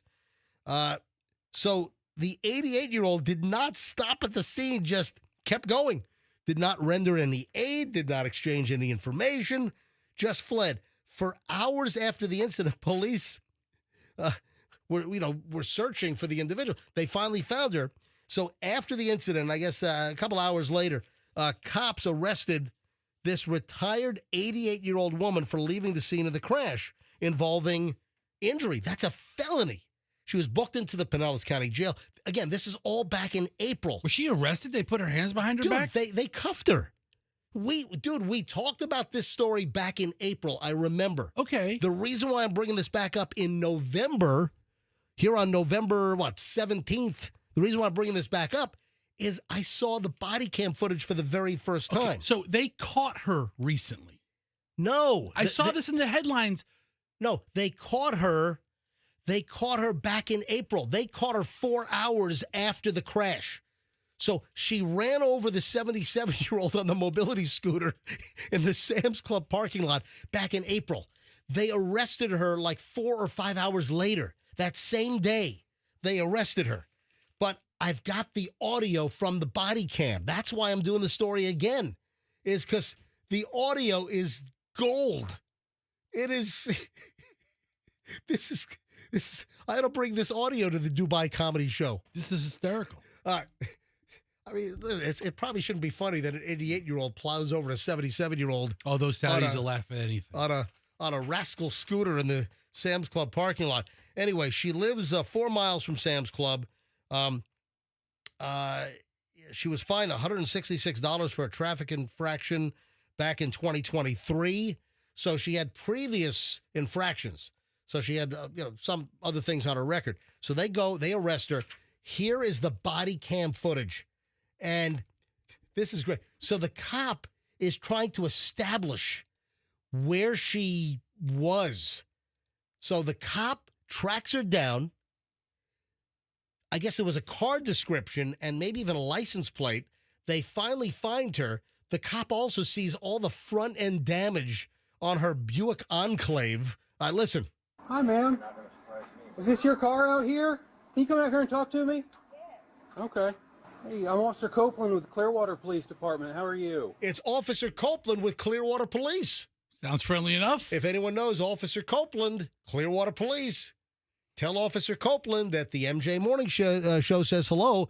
And by the way, I'm very, very impressed with the way that Officer Copeland handled this situation. Very, very impressed. All right, let's hear the rest of this. I haven't heard this. I think I'm going to give him an MJ Morning Show commendation. All right, here's the rest. Go. I am fine. You're fine? Okay. Were you out driving this morning about 8:30 or so? Probably. Probably. Okay. Where did you go? This is right out of Central Casting. 88-year-old. Probably. Yes, I was out driving. See, yes. Probably is a non-committal word. Right. That can't be used against you in court. Probably is yes, maybe. All right, listen. This morning. I went to Publix. To Publix? Uh-huh. Okay. Did you go anyplace else? Basically the Publix. Just the Publix? Uh-huh. Okay. Did you maybe go to Sam's Club too? No. No. Did you get gas today? Yes, I did. You did? Okay. Where'd you get gas? I got it at Sam's Club. At Sam's Club. Okay. All right. This is great. Did you go anywhere else? No. Did you go to Sam's Club? No. Did you get gas? Yes. Where did you get your gas? Sam's Club. Listen. All right. So now the cop, the Clearwater cop, Officer Copeland, is establishing the fact that she was actually at the Sam's Club getting the gas. All right, here we go. Can you tell me about the damage on the front of your car right there? Here we go. Yes. What happened? I was going into Sam's Club. Oh, here we go. So she wasn't at Sam's Club, but now she was going she into didn't Sam's go Club. inside the club. That's what she's saying. All right, here we go. Listen. Can you tell me about the damage on the front of your car right there? Yes. What happened? I was going into Sam's Club, and somebody had been on a vehicle, I guess, and they coming out of Sam's Club Okay. And they flew out. Oh, my God. Heavens to mercy. They flew out there, Fester. They just flew out. Okay. And I was turning. Okay. And the thing I hit something. Okay. Well, of course you hit something. She's starting to put it together in Right. her head. Yeah, She's starting to put it together. She's like, stop talking. Ask for a lawyer. Of course, I hit something. And of course, that's your cue just to get the hell out of the Sam's Club parking lot and just go home. You have a 77-year-old that was hurled off of the scooter as she runs her Buick into the mobility scooter. But you can hear the old lady putting it together like, I'm about to admit to this. Ask for my lawyer. I don't know. That's all she should have done. Here's the rest of it. Okay, you don't know what you hit though? No. No? Okay. Because it was one of those vehicles they have. One of the vehicles they have. What do you mean? Well, you can ride in Sam's, or you can push a cart. Okay. And I think that must have been one of those riding things, and it came flying out. Oh, the riding thing came flying out. I will say those riding things go very slow. Yeah. They make you feel really awkward for riding it so slow. Okay. Did you see anybody on it? No. No? Okay. It came out so fast. I mean, it just flew out. It just flew out. Oh, she's not admitting to seeing a person. She thought she hit an empty cart. It was a ghost scooter. That's why she took off. Oh, this lady's brilliant. She's setting up a great defense. Oh, man. Oh, she's a lawyer's dream. Anyway, I love this lady. So this happened back in April, but this is the body cam footage from Officer Copeland that I just was made aware of yesterday. That's why I'm playing this. Did you stop and check? See what happened? No. No, I just flew out. I ran into it and I just left the scene. I didn't stop. No, I didn't. I went on down and got my gas. Okay. And then, all right. Oh, wait a minute. So she mowed someone over? Going into the parking lot, it sounds like. And then she went to get gas. Just went to get the gas. So she sat there probably for another 15 minutes. You know, Sam's Club always has a line for the gas. Can you imagine the process of this 88-year-old woman that doesn't stop after mowing over a 77-year-old on a scooter in the Sam's Club parking lot? How long did she take to fill up her Buick? I mean, if she didn't think she hit somebody, no, she thought, she just hit this scooter that flew out. It flew out like it had a mind of its own. Yes. I came back to Publix. Okay. Well, so there was somebody on that scooter, and they got hurt. They're in the hospital. Wow. Okay. Based on you telling me all that, okay, we're going to have to go down to jail and talk about it, okay? So I'm going to have to put you in handcuffs, okay? Me? In handcuffs that just come flying out of there? We watched the video. She's sticking with the flying out, man. Those scooters go, what, 1.2 miles an hour? Just get flying out. I'll tell you what. This Officer Copeland, Clearwater Police, he's handling this remarkably. I mean, this is a real... Do you think this woman would have survived a tasering? It's like a shock to the if system. she tried to run with her walker. High-speed pursuit. High-speed walker. So he arrests Grandma, hands behind the back, right? Yeah. Oh, you heard the cup. You heard the ratcheting on the handcuffs. But she got no professional courtesy or anything. She didn't get like the hands in the front, did she? I don't know. I was watching the video. I was thinking about that, whether she got a front cuff or a back cuff, and I couldn't tell. Of it, and she came out, but she actually stopped and tried to avoid a crash. Oh, my word. Oh, my word. Oh, Lordy. So... she was taken away, and that's the body cam from last April. I'm not trying to stick up for, elder felons, but she sounds delightful. Okay. That's the officer. Okay. It's like it's like the South Park. Okay. Okay. Okay. Anyway, I think it's fair. Oh, look who's here! Ladies and gentlemen! This is the NFL on the MJ Morning Show. Oh, he's dragging. Ladies and gentlemen, oh boy. coming off their 44-32 road loss up in Buffalo. Ladies and gentlemen, it's Coach Bowles in this. I don't want to make him wait, Fester. No. I want to bring him right in because I was going to do one other thing. 7:59 now at the MJ Morning Show, and Coach Bowles joins us in studio. Listen, I got to hand it to you, Coach Bowles.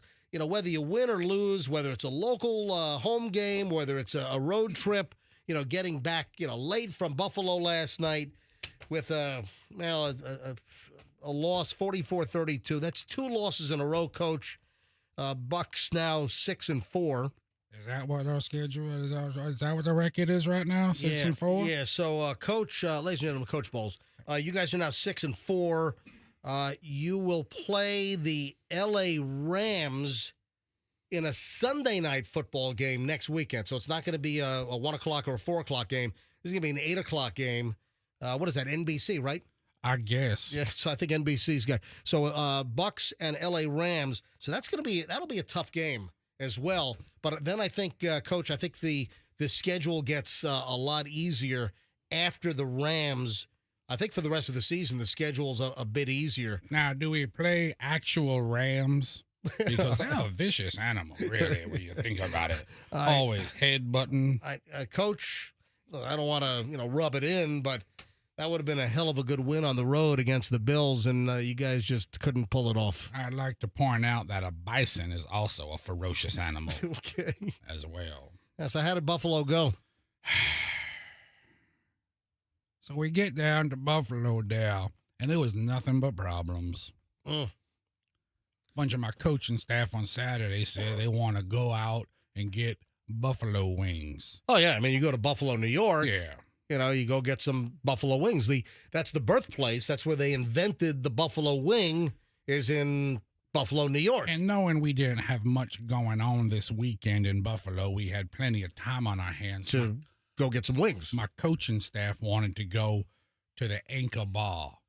Oh, that's the famous place, but I don't think the Anchor Bar is necessarily the best place for wings. Listen, I think I've been to the Anchor Bar, and listen, you can get a good buffalo wing at the Anchor Bar up in Buffalo, but if you talk to like the Buffaloites or Buffaloans or whatever the hell they're called, Buffalass.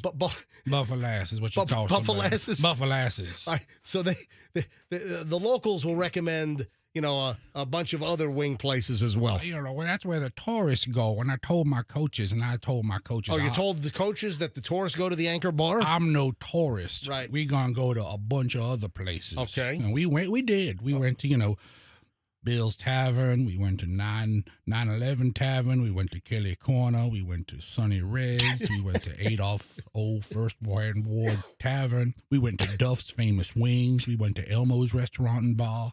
We went to Gabriel's Gate. We went to La Nova Pizzeria. Sounded like the scene in Forrest Gump. We went to Mr. Good Bar. We went to Macy's Place. We went to Doc Sullivan's. We went to Union Pub. Got boiled shrimp, garlic shrimp, breaded shrimp. Buffalo shrimp.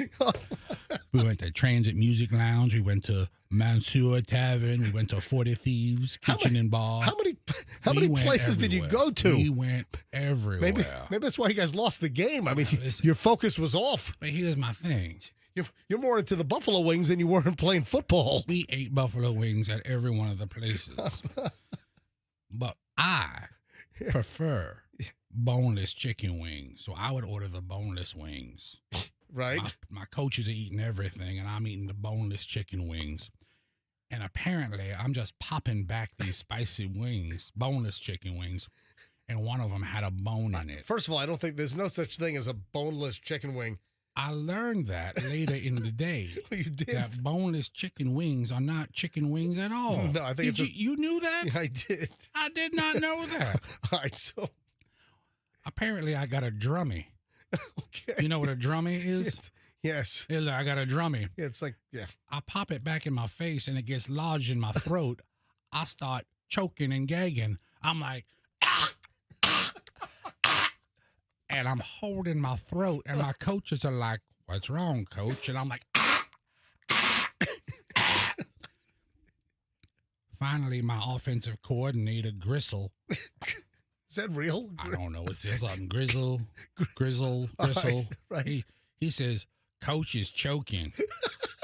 And they called the 911. They called the 911. And they come out and they take me to Millard Fillmore Hospital up there in Buffalo. You know Millard Fillmore was a president? I do. I did not know that. Yeah, Millard Fillmore was. That. I think Millard Fillmore was the 13th president. I don't know. I don't know. He has either. a hospital no named after him idea. in Buffalo, and I went there, and the hospital the day before the game admits me for choking on a chicken wing. Next morning, Sunday morning, I'm like, I gotta go. 11:30, noon. Holy crap! Millard Fillmore was the 13th president. Wow. I was at Millard Fillmore Hospital for about 13 hours. He was the 13th president. How the hell did I know that? About 12:30, right? Kickoff's at 1 o'clock. I'm like, I gotta go. Oh, so you're still in the ER at Millard Fillmore Hospital? They had me in one of half those, an hour before kickoff? Millard Fillmore had me in one of those observation rooms off to the side. I break out of the hospital. They got the bone out of your throat, though, They right? pulled the bone out. First thing they did, they were just keeping me for observations. I flag a cab wearing nothing but my hospital gown. Yeah. With my ass sticking out and everything. I'm just running out there, and it was chilly in Buffalo. My whole ass is just sticking out of the, you know, those hospital gowns don't cover up your ass. You tie the back. Yeah. I get in the cab and make it to the venue. Make it to the game just in the nick of time to watch us lose. But boy, I was fit to be tied over that chicken wing. But we lost the game apparently. Yes, you lost the game 44-32. I didn't. How did Baker do? You know, he had some decent stats, but if you look at the Josh Allen stats, Josh Allen, who's he? Trampled all over. I never heard of Josh Allen. So 2 losses in a row for the Bucs. Throat still a little sore from where the bone got stuck in your throat? It is a little rough. The team doctor recommended some lozenges. So I have a bag of lozenges here. Right. Who do we play next week? The Sunday night, it's going to be the L.A. Rams. Oh, yes, the ferocious animal, the Rams. Do we play them in Tampa or L.A.? I don't know either. Yeah. Hey, Andrew, where's the game? Is it Tampa game or is it an L.A. game? Right. Because I would hate for there to be an earthquake right before the game at my hotel. Maybe a little preview as to what's happening next week. All right, ladies and gentlemen, Coach Bowles on the MJ Morning Show, the Coach's Corner, every morning right after the game. Thank you, Coach. Yeah, thank you, Coach. Always great to have you in there. You went to a lot of places for Buffalo wings. It's out in L.A. Is it in L.A.? Yeah, so it's going to be a long road trip. You're doing out a lot there. of road tripping. A trip to Buffalo is a big trip. Out to Los Angeles is a big trip. Back-to-back road trips. Andrew says it's going to be an L.A. game. I thought it was in Dublin. All right, 8:07 at the MJ Morning Show. This is pretty funny. What do you? Oh, I crinkled up my Coach Bowles script. Okay. I had it all written out. That was actually scripted? Well, I mean, I had to get my timing right. Have you ever been to Buffalo? I was going to talk to you about the Buffalo Wing Walk. That's a real thing, by the way. I'm sure. And then I was going to read all the places. But I saw a pretty funny item over the weekend about funny Wi-Fi names. Like your Wi-Fi network at the house. Do you have a funny name for it, or is it just some Spectrum 321 or whatever it is? No, I think we have it named after. No, it's not a funny name. It's like is it Millard Fillmore? It's Millard Fillmore. Millard Fillmore is the state. Millard Fillmore Wi-Fi network. That's pretty funny. Like I remember somebody in the neighborhood had like FBI surveillance. Yeah, van. that's an old one. Yeah, that's an old trick, old one. But no, I saw a pretty funny story, and I guess this was a Reddit deal. So this was on one of the subreddits, and people were kind of adding either what their Wi-Fi name is or funny Wi-Fi names that have popped up like in their neighborhood. Because listen, if you're in a neighborhood, I mean, I'm trying to think. In my house, you can see everybody around you. It may be low by the time it gets to your house. Yeah, but when I search for Wi-Fi, if I look at the available Wi-Fis from my house, there are, I want to say there are 6 that pop up. Yeah, everybody around you my has neighbor to the left, neighbor to the right, across the street, behind me, across the water, across the canal. You know, I think I get like 6 Wi-Fi's or more at my house. So this is a Reddit thread. Like, what are some of the funny Wi-Fi's? So listen to this one. This person said that their older neighbor got confused with the Wi-Fi's and all the ones in the neighborhood. Right. So they set their Wi-Fi to their social security number. Oh, no. Oh, dear. Oh, no. Get that old lady out. No. Oh, no. Heavens, no. Yeah, not a good idea. Do not set the Wi-Fi to your social security number. And apparently that was like that for a while before someone said, yeah, psst, yeah, you shouldn't have your social security number as your Wi-Fi network name. This is pretty funny.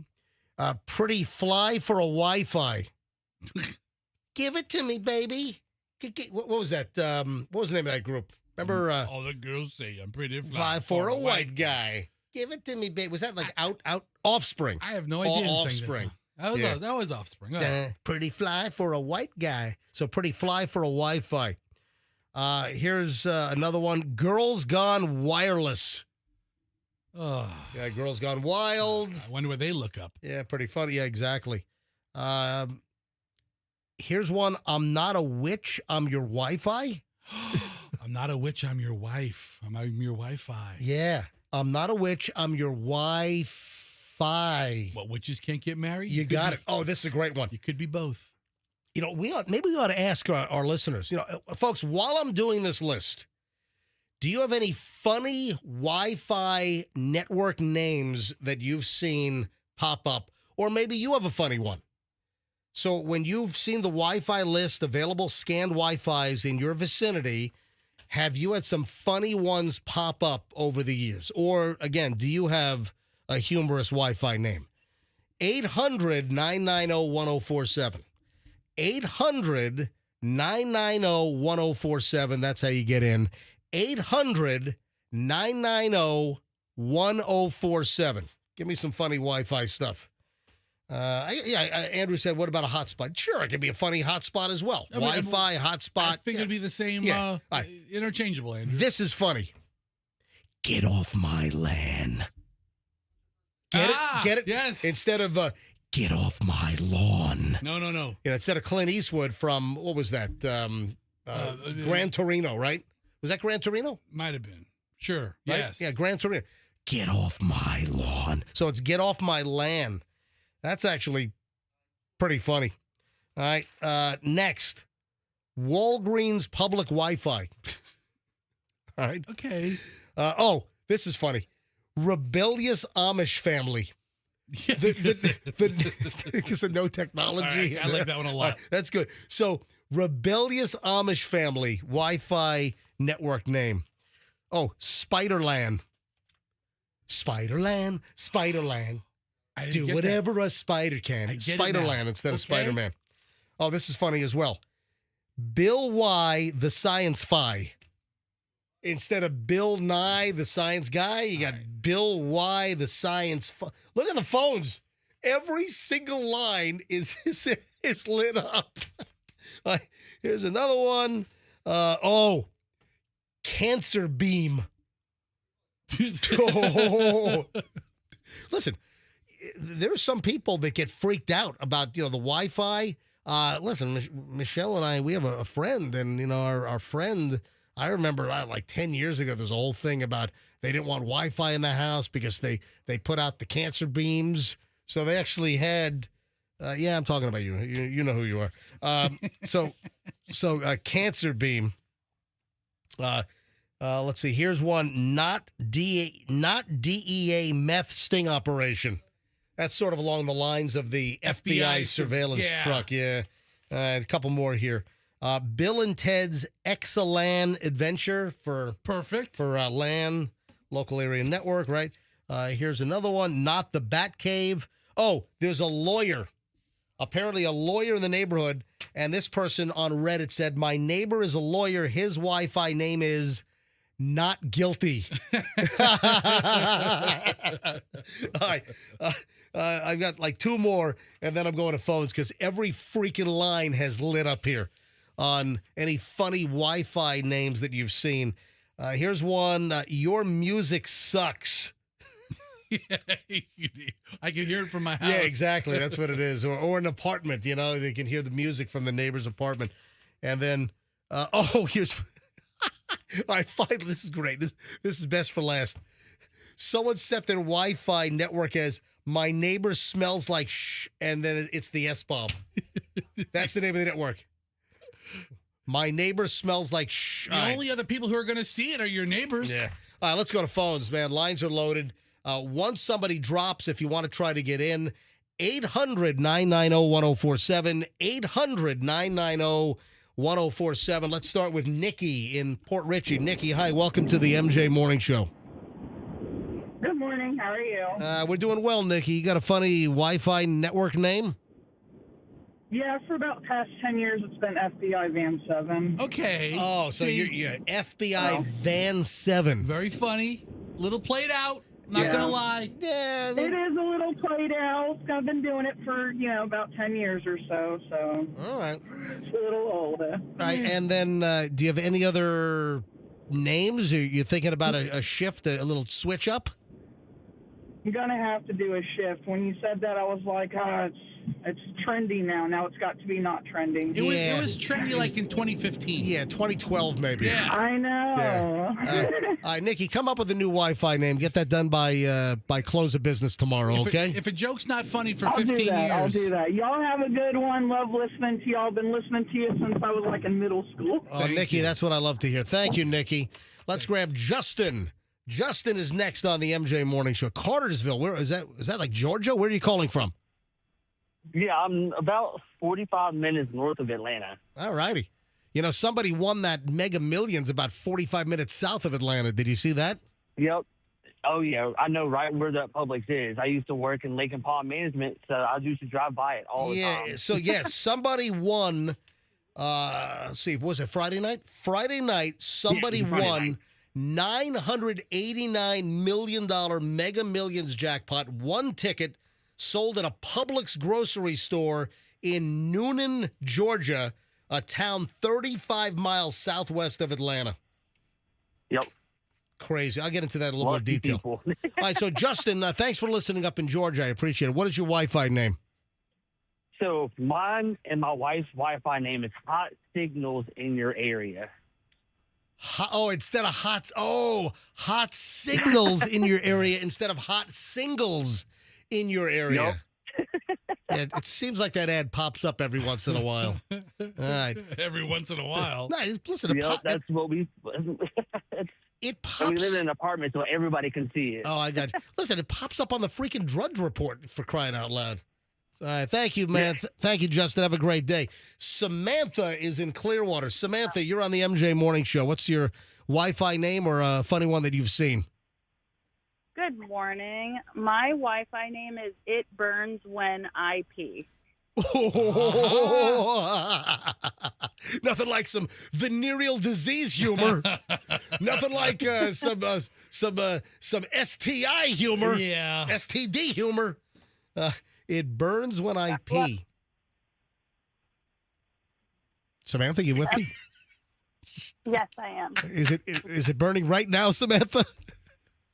I'm not peeing right now, so I can't answer that. All right.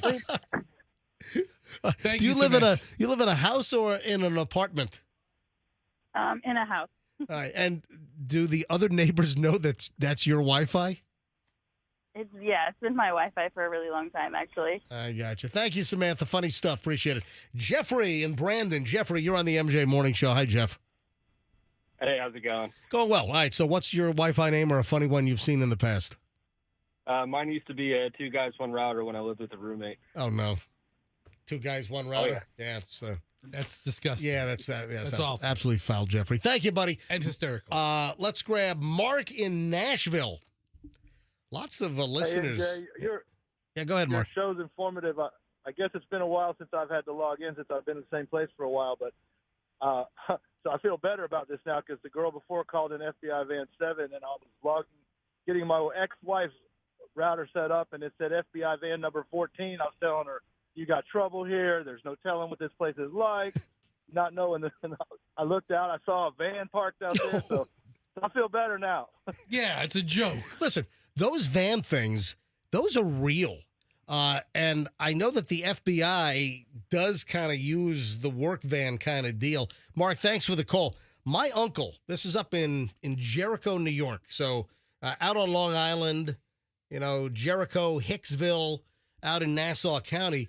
My uncle in his neighborhood, and this was, I don't know, like maybe 10 years ago, they were surveilling some guy connected to the mob. Yeah, how does all of your New York relatives live near mobsters? So didn't your dad move from New York because some mobster was getting put together and he wanted to get his family the hell out of there? It came out that in my uncle's neighborhood in Jericho, New York, that there was a work van. It was like Vinny the Chin or something. It was dressed up like a cable truck, but it wasn't. It was a surveillance van that was made to look like a charter communications cable truck or something. Bunch of guys in suits are walking in the back door with coffee. But it was the FBI. Another Mark in Tampa. Mark, you're on the MJ Morning Show. Mark, what is your funny Wi-Fi name? Good morning, MJ. Good morning, Pastor. How are y'all doing? Hey, all Mark. good. What's the name? So my neighbor, he has dogs. I hear him every morning barking. They're 2 pit bulls. And his Wi-Fi name is Keep Your Paws Off. Tell you what, Mark, you ought to change your Wi-Fi name to Shut Your Effing Dogs Up. That's a good idea. I wish I would. I actually have Wi-Fi on my phone, so I should. Just change your network to Shut Your Effing Dogs Up. I hate your bleeping dogs. All right. Hey, Andrew, 2 more here, and then this can go on all day long. I'll grab Todd in Clearwater, then Rob in Land O'Lakes. Todd, MJ Morning Show, second to last call. Go. Yes, sir. My son lives in Michigan. He has his I Did Your Wi-Fi. Oh, I did you. That's a variation. I did your Wi-Fi. I got it. Thank you, Perfect. Todd. Appreciate it. Good stuff. All right, last call. Rob, Land O'Lakes. Rob, MJ Morning Show, you're up. Go. Making Wi-Fi great again. Listen, great. There you go. Making Wi-Fi great again. Thank you, Rob. Have a great one. So, pretty funny. Everybody knows of somebody who has a goofy name. Hey, you've heard of the push-up bra, right? Yeah. So women have really had the monopoly on these undergarments that enhance, you think about all this Spanx. Yeah, just tighten everything up. Exactly. The Spanx and, that girl, what was her name? Sarah something. She made $1 billion off that whole, and apparently she lives in Clearwater, Andrew says. She came from Clearwater, right? Oh, is she from Clearwater? Yeah, anyway, she's from the area. So the Spanx inventor has something to do with Clearwater. And Sarah Blakely's her name. She became a billionaire with the whole Spanx deal. Good for her. Absolutely. So you have the Spanx type stuff. I mean, women and the girdles over the years, and of course then remember the push-up bras became really hot back in the late 90s, and kind of helped put Victoria's Secret on the map. Push-up bra. Yeah. Well, you ready for the push-up crotch? Please. For men. There is a new $40 pair of underwear for men, and it's like a push-up bra, but it's for men's junk. Dude, I just went to Amazon. I typed in men's push-up underwear. Yeah. These are incredible. Oh, man. I don't even know what to do with all that. Listen, when I looked it up, because I saw this story on one particular brand, and it turns out that there are actually other brands out there that I thought this was the only one, but there's not. What's the brand that you have? Secret Support Trunks. This is Secret Support Trunks. And they run about $40. And it's not all banana hammocks like you'd think. Yeah, apparently these form-fitting male boxers give you a 2-inch lift So it'll, God, that's got to be uncomfortable. So it like pushes up from underneath and like a 2-inch lift kit in your crotch. Yeah, no thanks. If I had a 2-inch lift, then I'd have 2 inches. Great. Because, you know. And then we have the latest warning, which, listen, I don't know if I'm buying this. I'm one to always, call out the internet BS. Andrew, did you pull the audio on this, on the cop warning? Where is this? Oh, here it is. This is like a minute and 14 seconds. So when cops or local police departments, they'll go on Facebook, they'll go on Instagram or TikTok, they'll shoot a video, and maybe it's some kind of a scam warning or something that they're seeing more and more of. I see a lot of sheriff's agencies make these videos. Hey, this is so-and-so. Watch out for this. Kind of a warning to the community. That's right, yeah. Hey, we're seeing a big uptick here in the jury duty scam. We just want you to know here at the blank police department that none of our officers will ever call you and say that you need to make a payment right now or else you're going to be arrested for, blowing right through jury duty and never showing up, blah, blah, blah. Anyway, I'm calling BS on this one, but this apparently is a police officer. So it's a cop. I don't know. I don't think he identifies his agency. So listen, I don't even know what the veracity of this is, but I am calling BS on this. So this alleged cop is warning women, I guess all people, not to accept drinks from your Uber or Lyft driver. That almost kind of makes like when you're in the car? Yeah, listen, I've been in Ubers and Lyfts where the driver is like, hyper customer service oriented. And, I've been in vehicles that has like a snack basket. You ever have one of those? Yes. I've been in an Uber or Lyft where there's a snack basket. Also bottled water. Yeah, that's what I'm saying. But, when you go into an Uber, you kind of get the vibe of the driver. I took an Uber ride last week and we rode for 20 minutes in silence in the middle of the day, and I wasn't trying to talk to him and he wasn't trying to talk to me. Right. No radio playing, and I stopped and I kind of mentally acknowledged how creepy this whole experience is, but he's just driving and I'm just sitting there. But yeah, I mean, if you get the creeps from your driver, don't accept a drink. That kind of makes good sense. Let me tell you right now, I don't think this is an issue. This is kind of like the needles and pins and the poison Halloween candy stuff. It just doesn't really happen. You know what? There's enough stories to where, Uber driver or rideshare driver touches somebody or follows somebody home or comes back later. Let me tell you right now, I'm coming to the defense of the Uber and Lyft driver here because I just don't think that there is any great worry about accepting a drink from your Uber or Lyft driver that they've drugged. All right, here's the audio. Listen to the cop. And this is his video that he posted up on social media. Listen. So one of the new things now they're doing is as soon as you get in the vehicle, they will try to offer you a water. And a lot of times what they've done is they have taken a needle and they have injected the bottle with just a little bit of fentanyl or whatever it is they decide to use to try to make you lethargic or knock you out of some type. So, due to this fact, I would advise you that when you get into a vehicle of any type that is not your own vehicle and that you don't know the person that you're getting in, do not take any food or any drink that they offer you. Because all right, come on. All right, this is not a thing. And you know what? People start sharing this from Instagram or TikTok or Facebook. Come on. This is not a real serious situation. There is not a rampant epidemic that's the Uber word drivers. That's the word I was giving looking for. spiked drinks out to people. This is not running rampant, folks.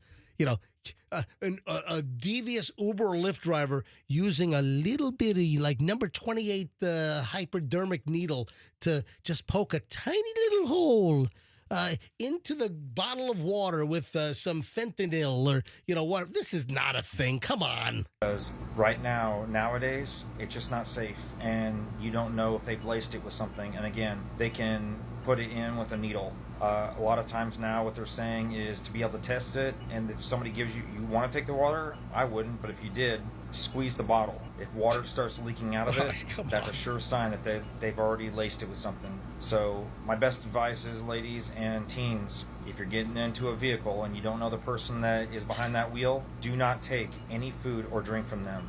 Anyway, this is my best advice, and I hope y'all take care and stay safe out there. So allegedly that's your best advice, officer? Allegedly, that's a cop who gives advice on social media. All right. And I'm calling BS on that. That is not running rampant. There's not, as you said, Fester, an epidemic of this. I don't even know if that's ever even happened. Listen, I know that from time to time you hear about some kind of a bad Uber or Lyft driver story, but those are... The odds of that, those are just a minuscule amount of these gig economy drivers that are doing anything wrong. I mean, you might get a bad driver. I was in an Uber or Lyft recently coming back from the airport probably, 3 weeks ago. I was with Michelle. Our Uber driver was driving like a maniac and almost like rear-ended like 4 cars from just the airport to Kennedy Boulevard. Sounds like a good time. It was a great That sounds like the kind of Uber driver I want. I don't want some lame ass just get you there safely, drop you off, thank you, sir, type guy. I'm going to tell you right now, I don't think you need to worry about taking a bottle of water from an Uber driver and that it's laced with some drug that's going to knock you out. So what? They can rob you or potentially worse? What? Oh, and I heard about them ending up in a motel bathtub on ice with a note in lipstick on the mirror that said, call 911. We removed your organs. Oh, man. Yeah, so, I don't think it's a big deal. Just heads up on that because, I don't think it's a deal at all. But Kurt Cobain's guitar, Fester. Yeah. Was it up for auction or something? Yeah, I thought was it this guitar or was it a different guitar? Yeah, so the guitar that was used for...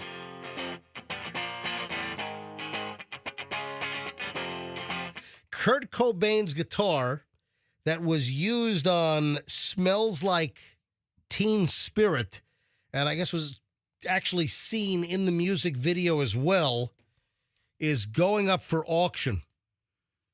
Looks like next spring. And this is nuts. This is a 1969 Fender Mustang guitar, and it is going to be put up for auction.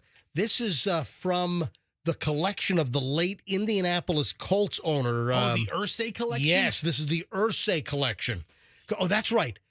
When Irsay died, we talked about his insane memorabilia collection and his musical, instruments and guitars and yeah. He has so many historical or rock-related guitars or music-related guitars. They went on tour. Yeah. I mean, it's a collection. So the former Indianapolis Colts owner who died, the Fender Mustang, when it goes up for auction in the spring, is expected to fetch between $2.5 and $5 million.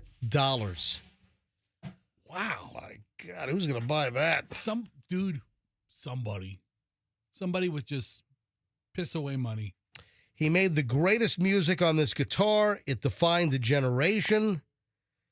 This is according to Alexander Rotter, who is the global president for Christie's Auction House. And this is the one in the video, this blue one. Yeah, that's it. It's a 1969 Fender Mustang, and they're expecting it to bring between $2.5 and $5 million. What did Irsay pay? Do we know? Do we know what Irsay paid for this thing? I typed it into AI. I typed it into Google, and AI came up that it sold for $4 million in 2022. But I don't know that to be. I mean, did Irsay? Well, then it must have been Irsay that bought it. Irsay purchased the iconic instrument for $4.6 million in 2022. Holy crap! If it only sells for 2.5, that would be a $2 million loss. So you would think that it would, making it the highest price for any electric guitar in the world at that time. Wow. So if it's a $2 to $5 million range now, It's $2.5 to $5 million is what's expected according to Christie's auction house. it's really not expected to appreciate at all. No, well, look, dude, if it sells for $2.5 million, like I said, it's a $2 million loss from the $4.6 that Ursay apparently paid for this thing back in 2022. Just three. That would not be a good investment. Why are they selling the collection? Yeah, the kids don't want this crap. They just want their money. Money. Pay me. I don't know. These kids are already pretty. I have no idea. Pretty well off. I have no idea if he even has kids. I know nothing. He has a couple of daughters that now run the team, and they're doing really well this year. But I don't know. Yeah. So if you're interested, folks, get ready for the auction coming up at Christie's. You want to hear the stupidest thing I've ever seen? And Andrew, do me a favor, Andrew. You got to find the story I'm about to do, and we have to put this thing up on our website. Fester, you're going to want to see this as well. I do. So police out in Kingsburg, California, are looking for the hit-and-run driver that smashed into the town Christmas tree. Oh, no. Some driver just smashed right into the town Christmas tree in the middle of town. And Fester, when I say the middle of town, I mean the middle of town. They put the freaking Christmas tree in the middle of the freaking road. Come on, guys. Dude, I swear. You got to look at look this up. Kingsburg, California, Christmas tree hit. Kingsburg. And I'm like, all right, was it in a traffic circle, like a roundabout or something? No. Was it like at an intersection right on the corner of like a major? No. The Christmas tree was straddling the double yellow lines in the middle of the road in the freaking town. Well, no crap that somebody ran into this damn thing. All right, suddenly it's not that guy's fault. What? I mean, Fester, bring up the picture. This is the tree was in the middle of. Look at this. Oh, come on. It is that a joke? It's a road hazard. The search is underway for the Grinch. This is from CBS 47 in California. The search is underway for the Grinch who struck Christmas early this year in a hit and run in Kingsburg. According to Kingsburg police, overnight a driver sped into the base of the city's Christmas tree. Look at this big dent. Located on Draper Street. The damn tree is in the middle of the freaking road. Okay, I will say it's in a turning lane. Is it in a turning lane? Here's one lane going one way, here's another lane going another way, and there's a turning lane. So it's not like cars have to circle around it. But there's a double yellow line. And it looks like this tree is like right on the double yellow line. But they had a huge round, like metal base. Looked to be, about 3 feet high? Right? Maybe 3 feet high and 12 feet across. A huge big tree. Huge diameter, massive tree. And they put their freaking tree in the middle of the road? What's that song? Our tree in the middle of a road. Our tree, yeah. In the middle of a street. Yeah. So apparently, a driver smashed into the base. Look at the dent from a different angle. I know. Look how big it is. The driver sped off, leaving a massive dent beneath the tree. Kingsburg firefighters responded to reassemble and secure the tree. Yeah, city officials confirmed the final assembly and star placement on the tree will take place in the coming week. Yeah. Anybody with information is asked to call the Kingsburg Police Department for whoever hit their tree in the middle of the street. How can they call this guy a Grinch? He's probably just, drunk. You think he hit it? I mean, did he hit it deliberately? It's not a real tree. So it's not like you're going to hit it and it's going to topple over. It has like a wire cone armature underneath it. I don't think it was done deliberately. Listen, it might have been a drunk driver. Who the hell knows? You ready for the latest tipping story? Like cow tipping or people tipping? No. Well, cow tipping's not real. I don't know. I'm not a farmer. This is, tipping at a restaurant. You ready for the latest anger-inducing situation on trying to get tips? Yes. So this is on Reddit, on a Reddit subgroup, and they're talking about tipping, and this Reddit user orders a pizza to pick up, and they said they were forced to tip. So when the customer reached the payment screen to pick up the pizza, they were hit with a message that read, "Don't forget a tip," and given options of 15, 20, or 35%. All right. Those are usually the options. Apparently, there was no option for no tip. No option to opt out? Wait a minute. Then, this is where it gets good. There was also a custom box. So you could leave a custom tip instead of 15, 20, or 35%. That's obnoxious, right? There's a custom box. They couldn't get past the screen. So there was no total opt-out. They tried to put in 0, and it said invalid. Please enter a valid tip amount. What if they entered like 1 cent? Well, that's... Is that what they went to do? Ultimately what you have to do. So here they say, how could it be a tip when you don't have a choice? They didn't have a choice.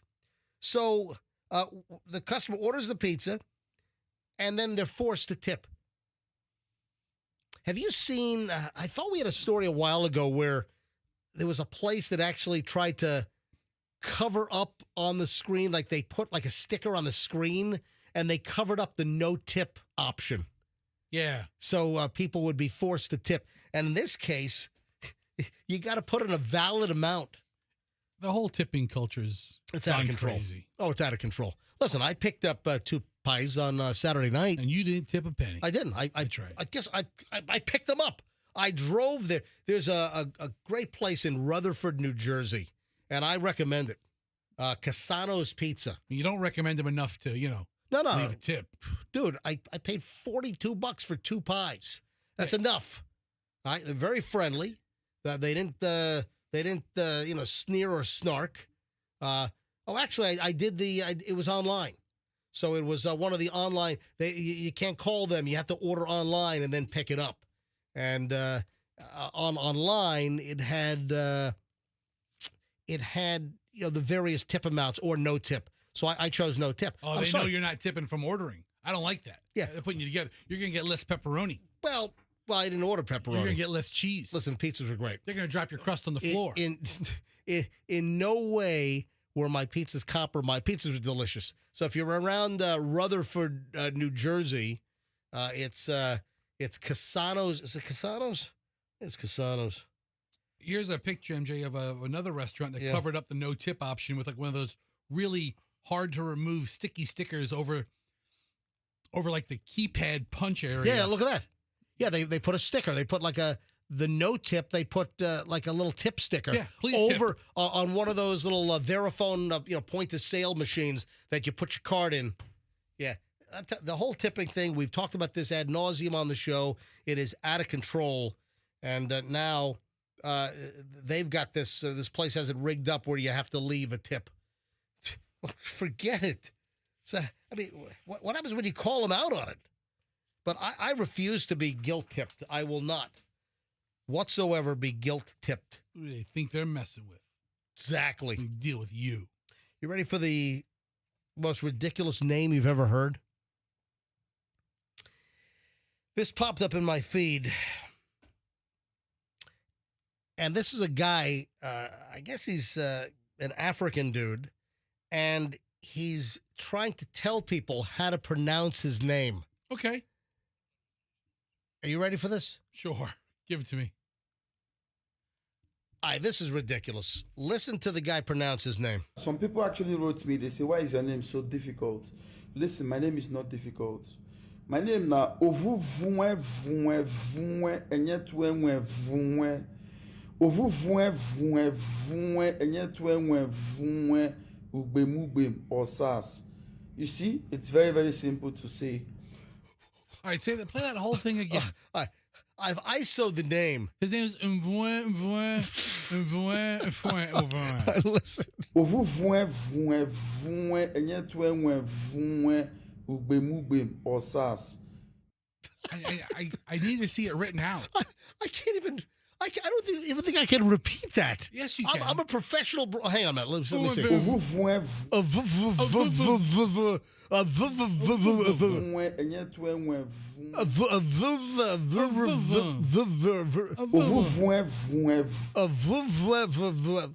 Hold on. I'm going to have to start and stop this. Hang on a minute. I'm going to have to start and stop this and like do it in piecemeal. Yeah, chunk it out. All right, here we go. Bemove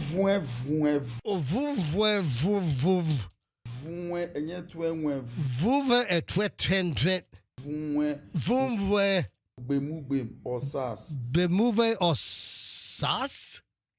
Yeah. Did I get it? You did it. I've never made that sound before. Andrew thinks the guy might be Haitian. Okay. Andrew, turn your microphone on. Okay. So I thought he might have been like from West Africa or something. You think he's Haitian? Because he also repeated it back in French. Oh, that's right. Okay. Je m'appelle. That's right. Je m'appelle.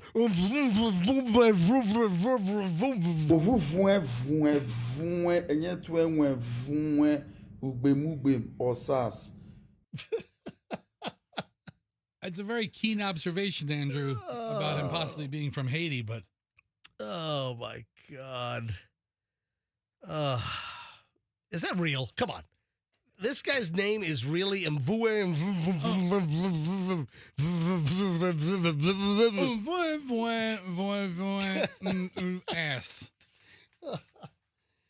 Oh, my God. Oh, by the way, turkey population's way down. You know, Thanksgiving coming up a week from this Thursday. So not this week, but next week is Thanksgiving. Turkeys are everywhere. Is it too early? I guess this is the week you buy the turkey, or maybe next week. Well, we always bought a fresh turkey, but we're not doing it this year because we're going to be away. Okay. So we got to figure out what we're going to do. Oh, hang on, Michelle just texted me, so I think she might be awake. Give her a call. She makes all the plans anyway, right? Yeah. So Michelle's still up in New Jersey. You know, maybe we can take a second here because Michelle just texted me. Yeah, she texted me 6 minutes ago.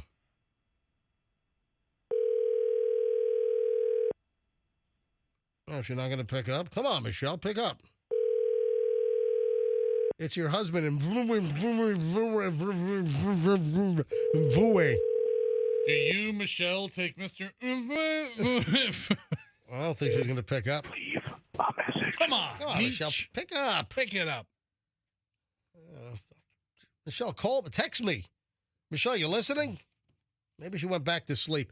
Yeah, because Julian's movie wrapped last night about 9 o'clock. And then Michelle and Julian and I guess some of the crew. So a lot of the crew, they were sent back to NYU, back to Manhattan. Right. And I guess they had to order up 3 Uber XLs last night. Hey, man. This movie's costing me a fortune. Who's the famous movie maker that went broke recently? Was it not Coppola? Francis Ford Coppola. Yeah. Because he made that awful movie Megalopolis or something. Now you know how he feels. I was on a flight, I don't know, 6 months ago, and Megalopolis, or whatever the hell the name of the movie is, was one of the movies in flight. I couldn't get past the first 8 minutes of that movie. That's not a good sign. I shut it off. For me to shut off a movie in 8, I'm like, what the hell is this? And then Francis Ford Coppola, I guess he couldn't get a movie studio to fund it, so he funded it himself. And he's claiming he's broke now. Yeah, well. He's selling like his Patek Philippe watches. You know, he's just scraping by. Yeah. Crazy. He's going to apply for SNAP benefits. So, speaking of turkey. By the way, I think the SNAP benefits are back. Oh, and folks, and if you haven't heard, breaking news. Breaking news as of 6 a.m. this morning. So, 2 hours and 47 minutes ago, as of 6 a.m. this morning, the FAA has lifted all flight restrictions so the airlines do not have to scale flights back. I think we got to actually 6% of flights being reduced, canceled. I don't think we ever got to the full 10%. But now, as of this morning at 6 a.m., the FAA has lifted all restrictions. So just in the nick of time for Thanksgiving travel, everything should be back to normal. The controllers are going back to work. Oh, and what about the controllers that stayed on the gig? They're going to get like a $10,000 bonus. I mean, they deserve it. Good also, for them. TSA. A bonus or a bonus? Oh, wow. You didn't know this? No, I don't keep up with air traffic controller salaries. The president announced that, I don't know if Congress has to approve this or what, but the FAA air traffic controllers that stayed on the job while not getting paid and did not call out sick, they're getting a $10,000 check above and beyond their regular pay. And they're all getting back pay.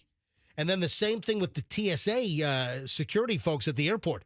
If you did not call in sick, if you didn't do a sick out because you weren't getting paid, if you stayed on the job as a TSA officer at the airport, you're going to be rewarded. And you're getting a $10,000 bonus check as well. That's significant. Yeah, good for them. So that's pretty decent. Anyway, back to the turkey. Why is Michelle not picking up? I don't know. Speaking of turkeys. Yeah. All right. So the turkey population is the lowest it's been in 4 decades, and the wholesale prices on turkeys are up 40%. Wow. Now, if you remember, we did talk about this some weeks ago, that turkey prices were expected to be up. I wasn't really listening a few weeks ago. I didn't care about turkeys then. Dramatically. But now I do. Well, do you care to know the facts and figures on the turkey population here in the United States of America? Please, gobble away. So the turkey population in the U.S. is lower than it's been in 40 years. So as I said, turkey prices on the wholesale level are up 40%. And that, of course, that means it's getting passed on to you. Only 194.5 million turkeys were raised commercially in 2025, and that's down 3% from last year, and that's the lowest mark since 1985, and this is according to the American Farm Bureau. Oh, yeah, 85 was a tough year for turkeys. Incidentally. Yes.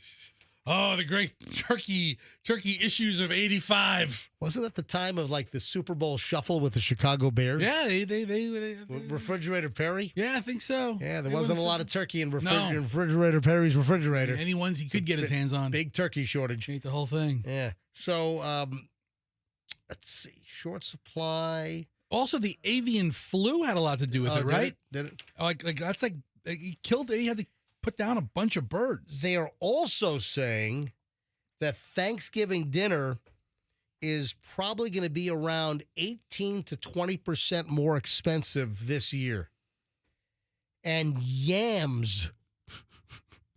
Yams. Yeah, the big yam famine. Woof. Yeah, the yams are up 188% this year over last year. Dude, I've been looking at the prices of sweet potatoes, and I'm like, it's pretty high.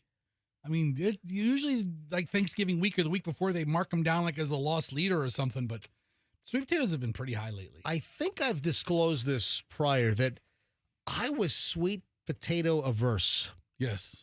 I just wanted nothing to do with sweet potatoes. You know what it was? It was the fact that sweet potato was always big at Thanksgiving.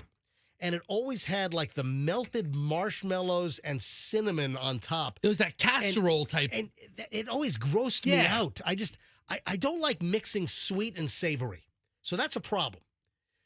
And then I come to find out in my adult years, so I piss away 50 years of my life. Over half your life. Before I realized that I actually like sweet potatoes. And here we are as you... What have I done? As you approach death. What have I done?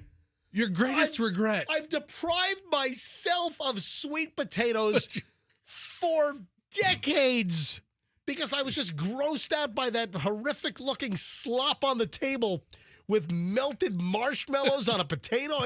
What is this gross vomit pile? You know, one of these days. What is this? Somebody's going to interview you for one of those heritage history making interviews that people can look back years later.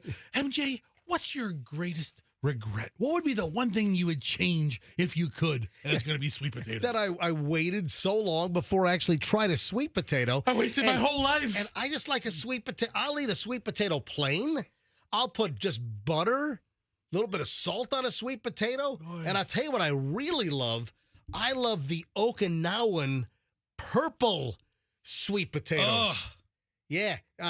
Folks, by the way, the Stokes The Stokes that are grown here on the mainland of the United States, and I don't like the Stoke. They're stringy and so you want to get the Hawaii-grown Okinawan potatoes. They're grown on the big island of Hawaii, and those are phenomenal. So last time I got those at the San Juan Vegetable Market out on Hillsborough. Don't give out your secrets. Yeah, you want the Okinawan purple sweet potato, and here.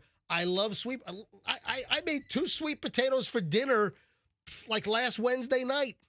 Just put them in the air fryer for like 34 minutes. Phenomenal, healthy as hell. You know, they think that the Okinawan sweet potato, the purple sweet potato, might be part of the whole Blue Zone diet deal where people live to 104. You know, I'm gonna make a blue sweet potato casserole. Oh, God. It's going to be like super healthy. It's purple, though. It's not blue. It's purple. Super healthy with like marshmallow fluff on top. But why the hell and yams are sweet potatoes, right? Is there a difference between a yam and a sweet? I've always, I think they're the same. They're pretty similar. I got to look it up. Yam. I think a yam is a sweet potato. A sweet potato, anyway. Different. This brings to a close, folks. Give me the answer after the break. This brings to a close over an hour and 20 minutes of nonstop MJ. When we return, it's the 9 o'clock hour, and we are loaded. O.J. Simpson, a big settlement.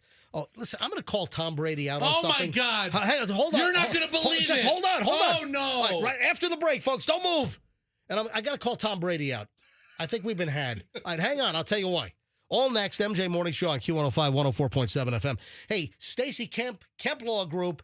If you're in an accident, folks, you want to call the Kemp Law Group right away. If you're in a slip and fall, you want to call the Kemp Law Group right away.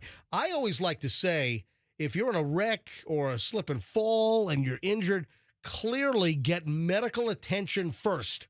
Seek help from 911. And then your second call should be the Kemp Law Group. Why? It's about evidence preservation. You don't want spoilage. You know what spoilage is? Don't drink the milk. Why? It's spoiled. No, you don't want spoilage because that's evidence that could help your case. Listen, you slip and fall in a supermarket, they've got surveillance video. That's got to be preserved for your case. You know, you're hit by some maniac driver. There might be a business across the street that has the whole accident on video. You got to get hold of the Kemp Law Group right away, folks. You don't pay a dime until they recover for you. Accident or fall, you call Kemp Law, KempLaw.com, and tell them that MJ sent you. My friends at Veterans Ford. Ladies and gentlemen, Veterans Ford has an unbelievable offer right now. 000. So what is this? What is 000 now at Veterans Ford? 0 down. 0% interest for up to 66 months, and 0 payments for 90 days. You got that? 000. This is the time, folks, I'm telling you right now to go to Veterans Ford. End of the year, and there are some awesome offers right now. So 0% finance. I mean, listen, if you're in the market for an F-150, an Escape, Explorer, Super Duty truck, a transit van, all electric vehicles like the Mach-E or F-150 Lightning, you get 000 on those deals. That's 0 down, 0% financing for up to 66 months, and 0 payments for 90 days. Interest rates don't get any lower than 0. Go to Veterans Ford. You tell them you want the MJ deal. You work out the best deal possible, and then you get these amazing offers on the vehicles that are part of the program. Veterans Ford, Linebaugh Veterans Expressway. Tell them that MJ sent you. My garage door company should be your garage door company, folks. When it comes to garage door sales, service, whether you have a broken spring, whether you have a broken tension wire, maybe a panel's all out of whack, maybe the kids are learning to drive and they drove through the garage door. I mean, who knows? Any garage door service that you need, it's Banco. Bank on Banco. Banco's been doing work at my house, folks, for years and years and years.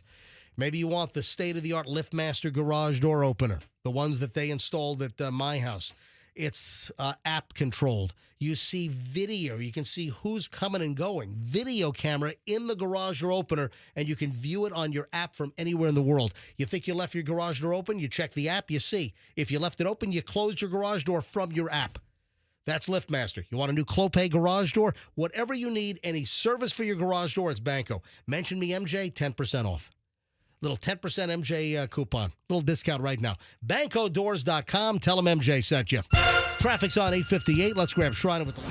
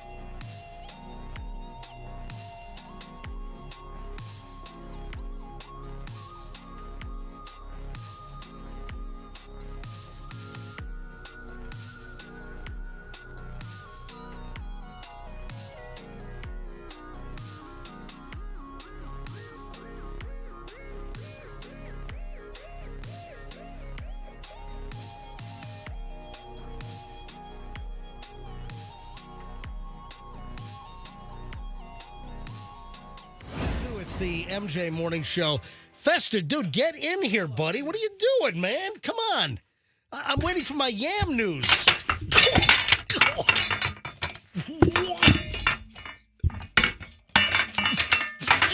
What the hell did you just do to the chair?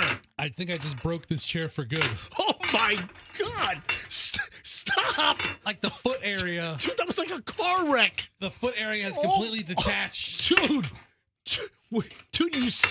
I think you sank like... Stop it. Will you stop? I'm trying. All right. Stop making the noise. Wow. Oh, my... Folks, Did you hear? Well, of course you heard that.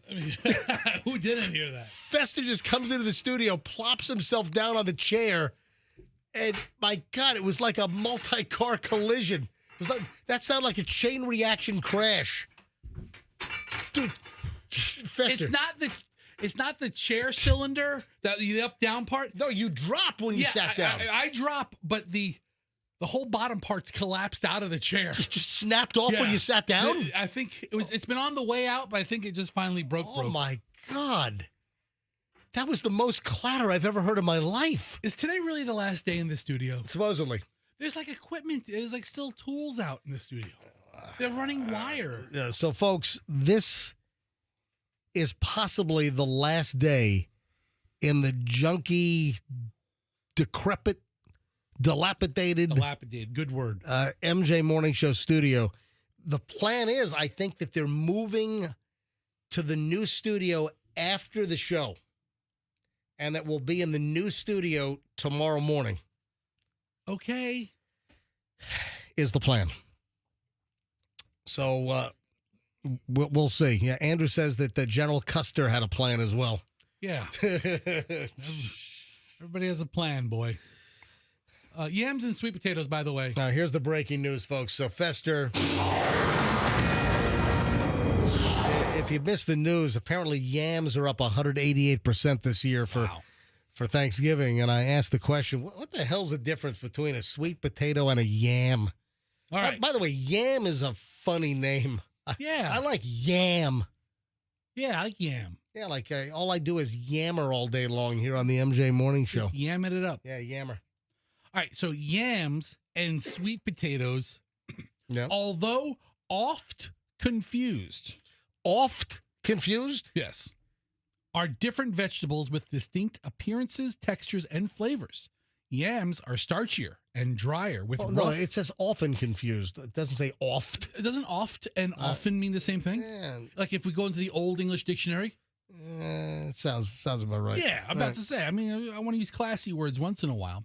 Yams are starchier and drier with rough, dark brown skin, while sweet potatoes are sweeter, more moist. Moister. Oh, I hate that word. Do you know how many people hate the word moist? I can take moist, but moister. Ugh. And they have a more smooth skin. Oh. So there are differences. So moist and smooth skin. Most of what is sold as yams in the U.S. is actually a variety of sweet potato. I see what you're saying. In actual definition terms, they are a different vegetable. I got to call Tom Brady out on something. All right. Do you remember the story last week that Tom Brady's dog? No. Oh, good, because that dog stuff, that's freaky. Yeah, so that was before last week. I think that was the week before. 2 weeks ago, yes. That Tom Brady had cloned his dog, and then we find out, of course, Tom Brady's an investor in the dog cloning company. Because, listen, that guy's all private. I mean, he doesn't like anything on display. I mean, he stays very private. The only time you get a little peek into Tom Brady's life, if he's making money on it. That's the only time you get a little peek under the hood with Tom Brady. So then last week, the story comes out that Tom Brady has a trading card shop in Manhattan. Oh, yeah, it got robbed. And it got robbed. Yes. Of like $10,000. Well, when you say it was really a theft of services or what. So what happened was a guy goes in and buys close to $10,000 worth of trading cards. Well, he tried to buy it. The credit card No. He did buy it.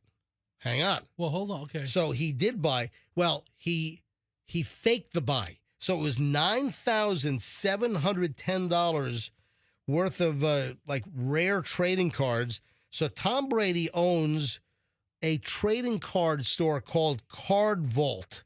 And a guy goes in. The dude bypassed the store's payment machine.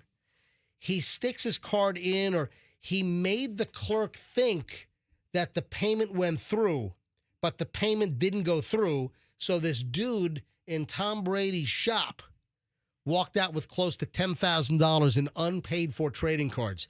See, I'm putting two and two together now. Right. I'm not one to throw out accusations lightly. All right? All right. However, I just found out that this is a brand new store. This has not been around. It has not been established. It just opened. Yeah, it just opened. It's the grand opening of Tom Brady's new trading card store. Now, I'm not one to, like I say, toss accusations around lightly here, but could this whole card vault by Tom Brady, and that's what the sign says. It says card vault by Tom Brady. And I guess he was at the grand opening of this thing. You see where I'm potentially going with this? Is it like $10,000 really not a lot of money for a lot of advertising? Well, you're a lot of publicity for his new place. You're sniffing up the right tree. I mean, everybody's going to talk about his card shop at least Exactly. for a little while. So, was this an inside job? Was this a publicity stunt? Was this a paid actor to go in and they were able to miraculously fool the clerk into thinking that the nearly $10,000 credit card payment went through when it didn't, and then they left, and then you report it? Now, granted, that would be, if they were in on this, that would be, making a false police report, but I'm just saying, what better way to get Tom Brady's new trading card spot down in Soho on the map than have a story about a $10,000 theft with some kind of fake credit card Wambuki racket scam? Yeah. See what I'm saying? It could be. Listen, I'm not casting aspersions here. I'm not pointing the finger at Tom Brady. I'm just saying, hey, I'm just asking a question. Is there a chance? Man, Tom Brady, for a private guy, he's got his dog clone. Now his card shop's getting boosted, Yeah, I mean, a lot of things happening, old Tom. You think I'm sniffing up the right tree? You think I'm way out? I don't think you're way out. I think it's something that should be, focused on by the new mayor of New York. You should dedicate all the resources into solving the great Tom Brady card heist. Yeah. So I think it remains to be seen whether the commissioner, Jessica, is going to stay on anyway. But so the store just opened on October 8th, less than 2 weeks before the robbery. Yeah, Brady has 50% of the company. So he owns half of that company, the Card Vault. And I'm guessing this is the first location, but like the flagship, This is the flagship in Soho. You know damn well that they probably have plans to open up Tom Brady card shops all over the place, So it's called Card Vault by Tom Brady. Exactly. Tom. That's what the sign says. It's Card Vault by Tom Brady is the name of the company, name of the store. Yeah, I don't know. There's just something that says inside job publicity stunt. What are you listening for? Facer just took his headphones off. Do you hear the leaf blower? Hang on. Hold on. Am I dreaming things? I thought I hear a leaf blower like a lawn crew outside. Not that that's, Yeah, what do you care? You can't hear it on the air. Well, I don't know. Why are you disrupting the whole freaking show for a leaf blower outside? I didn't say, wait, stop the show. I think I hear a leaf blower. I just took my headphones off to see if I heard it or not, and you're the one that stopped the show. You're the one that can't keep going if I take my cans off. You think my Guy Fieri thing was funny? I'm sorry, Guy Fieri. Do you know some people are taking this seriously? All right. You ought to read some of the comments. Folks, if you haven't seen this, well, if you don't follow my Instagram, you're missing out on spectacular content, folks. So if you don't follow Certified MJ Radio on Instagram, you should right now. All right. Did you see the Guy Fieri one? I felt a couple of different ways about you this weekend. One. Come on, it's funny. Knowing that Come on. Generally and broadly speaking, I love you. So I'll be honest with you. I'll give you the courtesy of honesty. I thought the Instagram post you made about Julian's production at the house was fantastic. Okay. I thought it was very interesting. I watched it a couple of times, so I didn't miss any of the details, and I thought that was great. And then should I play that one first? I think you should. I thought this one was really great. Very impressed with Julian and his production. All right. It did look like he was making like a porn movie with the two actors sitting. Because that was a hot girl. Come on, and the guy's sitting back on the couch. I'm like, oh my god, he's making smut. No, he's not. That's what it looked like, dude. There's nothing. The one scene you showed has like a guy lounging back on the couch and this really hot girl. Get your mind out of the gutter. There's nothing that indicates that. If you would like to see a behind-the-scenes Instagram video of Julian's, elaborate NYU junior year film project, it has to be no longer than 8 minutes long. So it's a short film. A shorty, yeah. It's a short feature. Could it be up for Oscar nomination? And it was filmed in Teaneck, New Jersey on Saturday and Sunday, and that's where I was all weekend with Michelle helping the crew. There were like 20 folks on this thing. Yeah. There were like 6 actors, and then the rest were crew members. Director, camera, assistant camera, focus puller, continuity, script supervisor, lighting, audio guy. And these were all students at NYU that work on each other's film projects. So if you want to see behind the scenes, go to my Instagram, Certified MJ Radio, and look for the house. Yeah, we shot in that house. It was an Airbnb rental in Teaneck, New Jersey. And you'll see if you go to my Instagram, Certified MJ Radio, you'll see the house, and then it says lights, camera, action. So I'll play a little bit, and I thought it was a little funny, doing my narration here. Listen. World in this house, I gotta, spooky hang on a minute. Airbnb rental. Let me do it again. Hang on. So you gotta catch the inner word. Hold on. Let me do it one more time. I want you to hear my voice over here because people seem to like this side. In a world in this house, a spooky Airbnb rental in Teaneck, New Jersey. We're shooting a movie. Hey, it's MJ from the MJ Morning Show on Q105 Tampa Bay, 104.7 FM. This is Julian's junior year NYU film. There he is, writer, director on the set. Tell you right now, these kids are so impressive. 20 or so cast and crew. Everybody has a job. Everyone knows what they're doing. Oh, that's the red camera I bought Julian. I'm in the red now. Here's Michelle doing catering. Looks like she dropped a grape down her shirt. Looking good, Michelle. Back to the camera. Look at this slide back and forth. They borrowed some lube from Diddy. Very, very smooth. Oh, see the girl in the green? Oh, bad luck.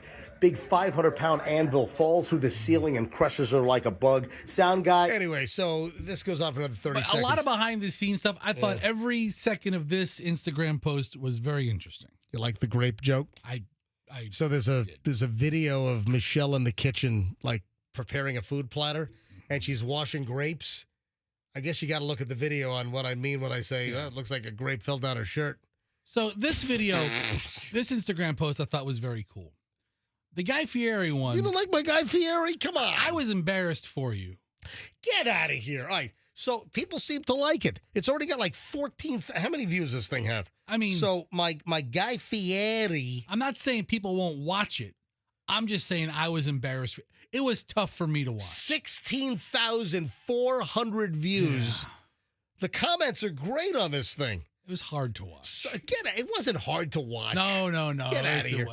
Judge for yourself, people. So I walk into Terminal A at Newark Airport yesterday. Yeah. Leaving Julian's film shoot. I had to leave at 12:30 to catch my flight at Newark. They filmed until like 9 o'clock last night before they wrapped. Everything's in the can. Everything's good. They were probably so glad you left. You probably got in the way. No, I didn't. So much. I was remarkably helpful all weekend long. All the time. All right, play your Guy Fieri video. Right, so I walk in a Terminal A at Newark Airport yesterday, and they have all the restaurants, and you come through TSA security. You walk down all these. I hate Newark. It's just everything's just a ridiculously long walk. It just makes you appreciate Tampa International. So I'm walking, and there are restaurants, and suddenly right next to like this restaurant. And I don't even think that was Guy Fieri's. It was just like a bar. It wasn't like Guy's Chicken Stand or nothing? Hold on. Guy Fieri's Flavor Town was like 50 feet to the left. So it was like an advertisement for it. So there's just a stand-up, a life-size stand-up of Guy Fieri. And I'm like, all right, this is a video. This is an Instagram video from Newark Airport. So I shoot this. So listen to the, let me reset it so you can hear the audio. All right, here we go. And from the MJ Morning Show, Q105 Tampa Bay, 104.7 FM. I'm here at Newark International Airport. Going back to Tampa right now. You're not going to believe what just happened at TSA, at security screening. Guy Fieri gets tackled. They did let him go. Dude, I'm here with Guy Fieri right now. Hey, Guy, I know you're a chef, dude, but you can't bring a chef's knife through TSA. All right, dude, get the smile off your face. He brought in a meat cleaver. You can't do that, Guy. No meat cleavers in your carry-on luggage. He brought in a giant meat tenderizing mallet. Total weapon. Guy, you can't do that. You can't do it. And he also had a blowtorch to, burn the top of the creme brulee. Anyway, come on. Yeah. Dude, that's funny. Anyway, Okay. 16,500 views already since 2 o'clock, 2:30 yesterday. Dude, for like a half a second, you had me thinking you were going to turn the camera around and Guy Fieri's getting patted down by TSA. It's a life-size stand-up. It's cutout, clearly yeah. a cardboard cutout. Yes, it's clearly a cutout. But there are people leaving comments like, oh my God, he should have known better. It's like, what? Are you kidding me? They're playing into you. No, some of them are not. I'm telling you, some of them are not playing into me. So hang on. I'm bringing it up on my phone. Some of these comments, they're not playing into me. Like, here's like smiley faces, laughing hysterically, fabulous, Tackle Town instead of Flavor Town. Tackle Town. I listen every day. Yeah, here's another one. You're a dork. Yeah. There's one. You're a dork. I mean, come on. Oh, here's one. I'm calling BS. Duh. Oh, here's shocking. He knows better than that with a surprise face. Here's somebody else. Guy should have known better, but I guess he just thinks he's better than everyone else. Do people really think that the stand-up cutout of Guy Fieri was real? Do people not watch the whole video? Look, listen to this one. Karen Louise wrote, "Is this real? Somehow I don't think so. That or old Guy thinks he's the bleep, or else he's dumb. Which is it?"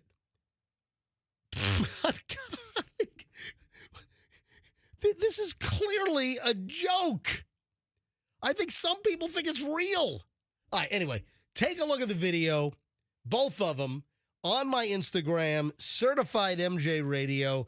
That's Certified MJ Radio. I'm not sure if this is real or not. What? It's like this guy writes this long narrative. It may have been a weapon, but that's not an excuse to tackle somebody. You pull them aside and ask them to cooperate while you investigate. You know that I know that. Where I lost my spot. Yeah, don't worry about it. Yeah, but still, this guy's, you read enough. He's really getting into it. And I'm like, dude, watch the whole video. It's a cardboard cutout. You can buy this cutout off of Temu for like $24. Don't buy anything off Temu or Alibaba. They're spying on you. Don't do any of that crap. Anyway, so take a look at the video. Certified MJ Radio. That's Certified MJ Radio. 9:20 at the MJ Morning Show. The final chunk is next. I mentioned, man, there is incredible breaking O.J. Simpson news. Have you seen this? Dude, I can't believe it. All these years later, there is major breaking O.J. Simpson news. And of course, O.J. Simpson's, he's gone. O.J. Simpson's dead. He died for a year or so. Yeah. I'm amazed O.J. had this much money in his estate. Dude, why are you giving crap away? Dude, why are you spoiling it? I didn't say how much it was. Why would you give it?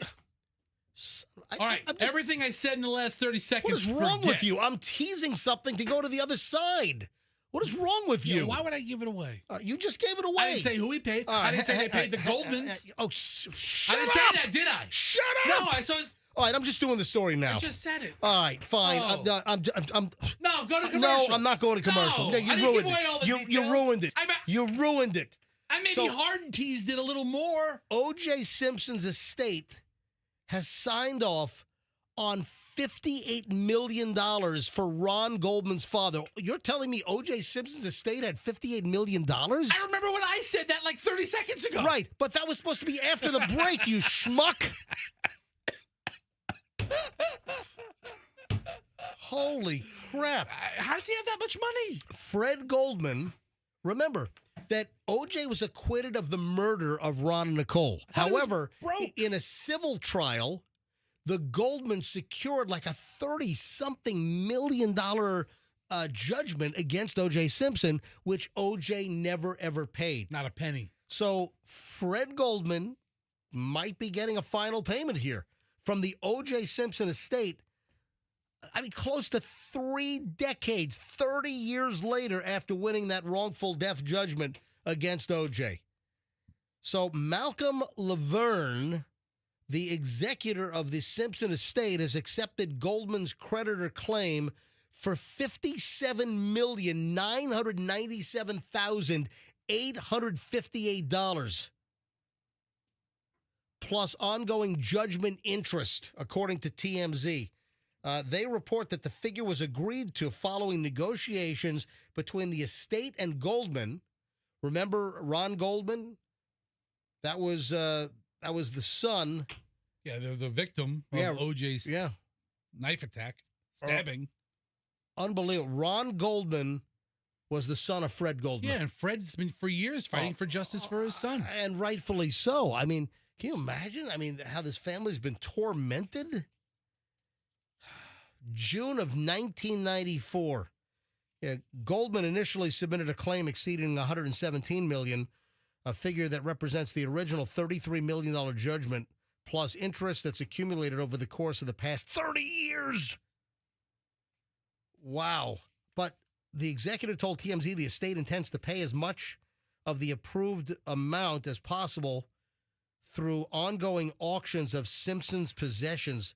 $57 million? His possessions doesn't come anywhere near that Come on. number. I don't think there's any way in hell that he's going to get. So they've agreed to pay $57 million, but it doesn't mean they're going to get $57 million. We'll give you whatever money we make off the estate. Here's $8,417.12. At least it puts this whole thing to bed. What the hell?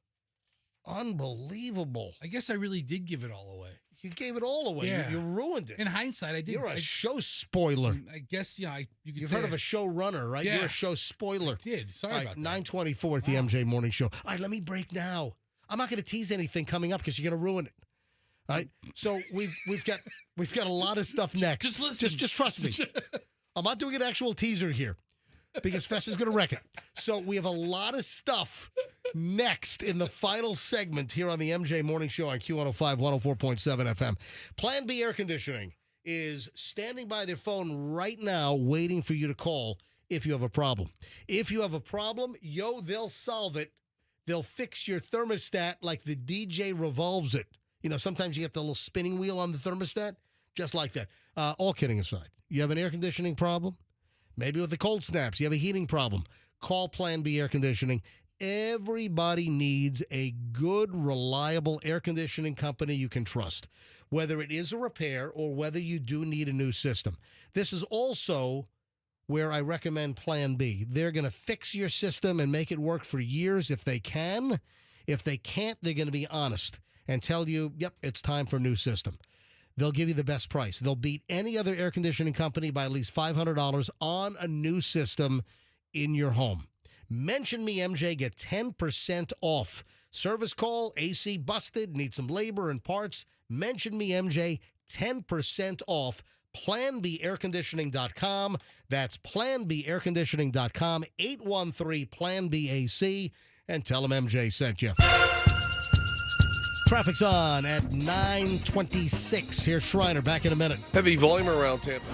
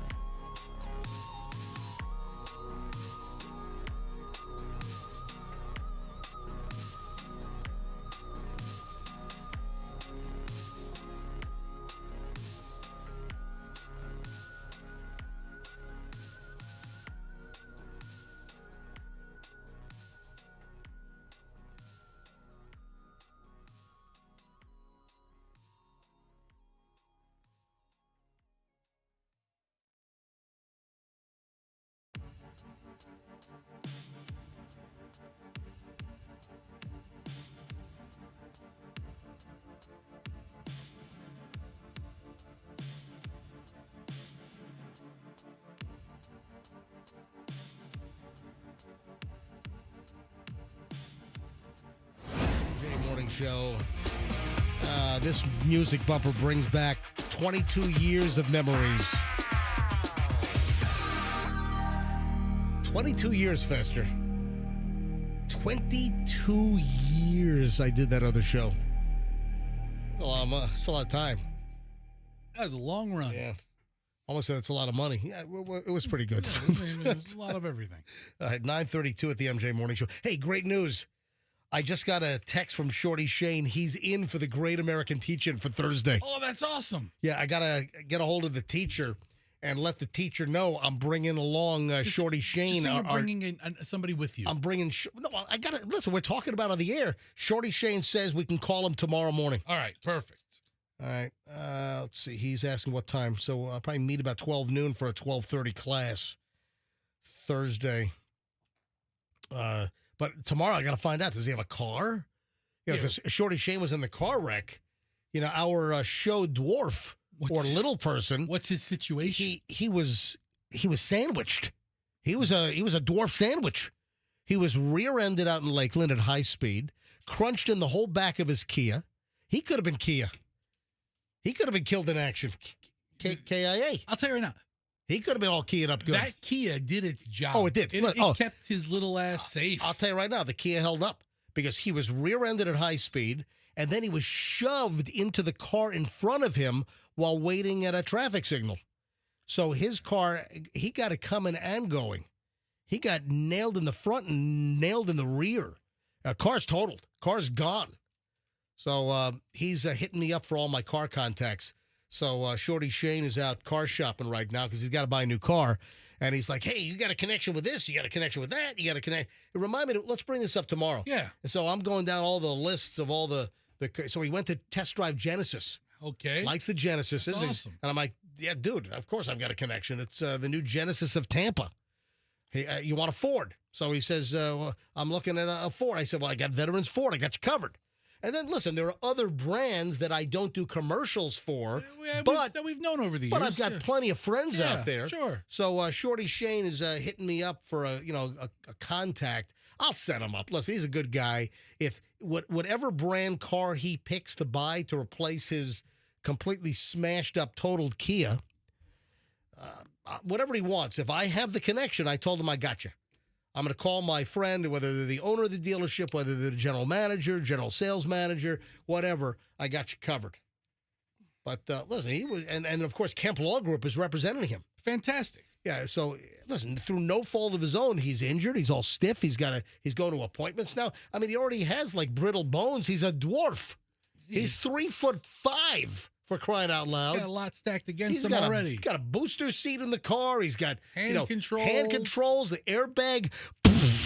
Smashes him in the face, almost threw him through the back windshield. He has a little stick that he works the brake and accelerator with. He weighs 37 pounds. All right, so I think he weighs about probably 90. He's a heavy, you know what? He's a stocky little guy. These dwarfs, man, they are dense. Like Dave the Dwarf. Dave the Dwarf was like picking up a metal safe. Yes, dense. Very dense as far as weight. And then you try to tell him something. And you realize how dense they really are. So, Shorty Shane, I got to call him tomorrow. Speaking of Kias, MJ. Yeah. Several people over the weekend made a comment to me about the Ken Ganley yes guy. And they loved it. Andrew, did you leave my yes guy up there?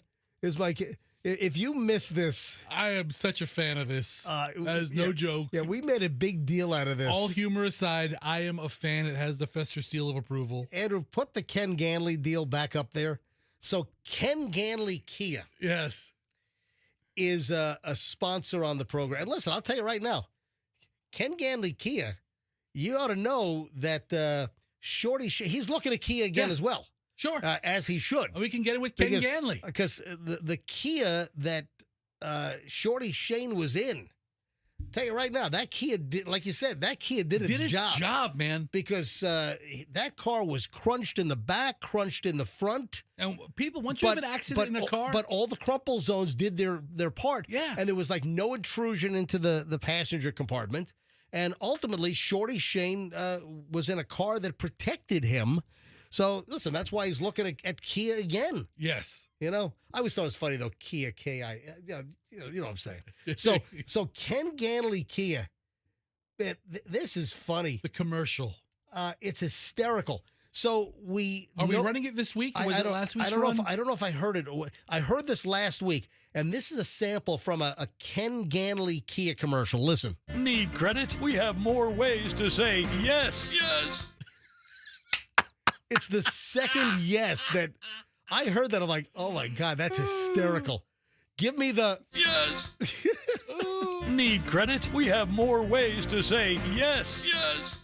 Oh my gosh. Yes. That's so great. Yes. So, people really said they love this? Yes. I love that guy. Yes. So guess what? I asked Shorty Shane if he wants to go to the Great American Teaching with me at this elementary school out in Sefner on Thursday. You know what he said? What? Yes. Oh, that's great. Yes. So yes. I gotta seriously. I remind me. I've got to send an email to the teacher that coordinated this because I got to get Shorty Shane on the guest list. Yeah, you just can't walk into a school anymore. Oh yeah, probably a good idea. Yeah. So I gotta alert them that I'm bringing props. Yes. I'm bringing a dwarf. Yes. Is that okay? Yes. You think the kids will be entertained? Yes. How about the principal? Yes. What about the assistant principal? Yes. What about the gym teacher? Yes. All right. Sefner, here we come on Thursday. All right, so we'll have Shorty Shane on tomorrow. Yes. Yes. All right, 9:38 at the MJ Morning Show. So Michelle texts me, and then maybe she went back to sleep. I don't know. Yeah, they got to check out of the Airbnb. I think they have to be checked out by 11. But they don't know. It's not like, they know. It's not like housekeeping's Did the coming. guy have cameras everywhere? I think they had listening devices. I mean, seriously, did the guy have because I don't think there were cameras inside the Airbnb. It was a nice old house. I'd say the house was built in like the 50s, Were maybe. they have perimeter cameras? Did you notice them, like little gold, little glass domes? I think I saw a camera on the outside. Yeah. So he knows when you're leaving his property. Yes, he knows. All right, so I got to make sure I get everything on that I want to get on the program today. Did you know that Tampa is becoming the foreclosure capital of America? Yes. Yes. No, I saw a story that why Florida boomtown is now America's foreclosure ground zero. I thought I saw a couple of weeks ago that Lakeland or Polk County had a really high rate of foreclosures. An abnormal amount. Hurricane season may be winding down, but Tampa's housing market is getting battered by its own perfect storm. New foreclosure data shows that Tampa now has the highest foreclosure rate of any major U.S. metropolitan area. 1 in every 1,373 homes received a filing. The first step in the process when a lender warns a borrower they're in default. In October, far worse than any other city with a population above 1 million. Foreclosures in general are up in America. In October alone, there were 36,766 national foreclosure filings. That's up 19% from just a year ago. Tampa's spike in particular is alarming. The city had 1,087 total foreclosure filings in October. That is significantly more than the 366 in October of 2024. Wow. So this story is saying that Tampa is now the home foreclosure capital in the United States. Wow. That kind of sucks. I thought so. Houses have been dropping in value pretty reasonably. Well, listen, it depends on the house. Yeah. You know, it depends on the market, where it is. But the average house, has declined in value, Well, the hurricanes didn't help at all. Right, yeah. Without a doubt, here in the Tampa Bay area, Pinellas County, Hillsborough County, Sarasota, Bradenton, Hernando. You look at, especially a lot of the areas that are on the water or near the water. A lot of these counties, yeah, absolutely. Property values did go down. But again, there are still some massive sales that are occurring. And listen, it takes one. It takes the right buyer. Yeah. This is a weird segue, so I'm not going to try to cutesy it up at all. I'm just going to dive right in. New research shows that Adolf Hitler had micropenis. Wow. Did you see this? Yes. This story hit like a ton of bricks over the weekend. And I saw this in 25 different spots. How is it taking 80 years for this to come out? So Adolf Hitler had a rare genetic sexual disorder according to DNA analysis. New DNA research reveals that Adolf Hitler had a disorder known as Kallmann syndrome, prevents or delays puberty, can affect the development of a person's sex organs. So Adolf Hitler was a mean, nasty, disgusting, despicable piece of human dreck who killed millions, 6 million Jews. I think a total of 12 million altogether when you include others other than the 6 million Jews that we know about. Hold on, you're telling me that he was all pissed off and angry because he had micropenis? Was that part of the driver here? Did he also have one testicle? I think he had something that didn't make his... Or didn't drop or nuts something? drop. Or, yeah. He had scrunchy nuts. Yes. So the Nazi dictator had Kallmann syndrome. I never heard of that. Which affects the development of sex organs during puberty. Yeah, this is according to the Times of London. Now, that's a respectable publication. That's not like the Daily Mirror or the Sun. The London Times. The findings come after researchers analyzed blood taken from a piece of fabric cut from the sofa on which Hitler shot himself in that bunker back in 1945. I was in Berlin. Not in 1945. I say, no, not then. I was in Berlin 2008. Yeah. 2007. Yeah, I was in Berlin, and I was right above the area where Hitler shot himself. So the bunker that was underground in Berlin is now a parking lot in front of a building. And the bunker was right underneath this parking lot. It's crazy. And I actually stood. Does the bunker still exist, or is it filled in? You know what? I'm sure the bunker was collapsed and filled in. But literally, it's underneath a car park in freaking Berlin is where the bunker was underground where Hitler shot himself in 45. So they had the fabric from the couch. They did a DNA analysis. And it's part of a new documentary, Hitler's DNA, Blueprint of a Dictator. Yeah, Kallmann, it's Kallmann syndrome, causes delayed puberty or can prevent puberty altogether. In males, common physical symptoms of the syndrome include a small penis and testicles, infertility, low sex drive. This is according to the Cleveland Clinic. So you're telling me Hitler, because of this disease, small junk, and that's what. Yeah. Oof. Yeah, but this story came out all over the place over the weekend. Why did it take 80 years to come out? I mean, they're just now researching his DNA. I'm sure if I dig deeper, hey, watch the documentary. You can find out how they came across the fabric from the bloodied couch in order to do the DNA analysis of Adolf Hitler. Hey, should any kid have to administer Narcan to their father? Dude. Did you see this item from across the state? No, but Narcan being a life-saving drug. Yeah, I've got Narcan right here in the studio. Yeah, I mean, you have it in your bag, right? I have Narcan in my bag, and I also, right here, I'll hold it up to MJTV. I've got Narcan in the cabinet over here. You're just waiting for somebody to overdose. If we have a guest in studio, and if they come in all hopped up on some opioid, and they go into cardiac arrest or something, if we have some studio guest, or hey, listen, there could be a visitor down the hall at the Spanish station. See, I could run down there as Listen, some superhero with my Narcan. Which station do you think a guest is most likely to OD on an opioid? I mean, probably Q105.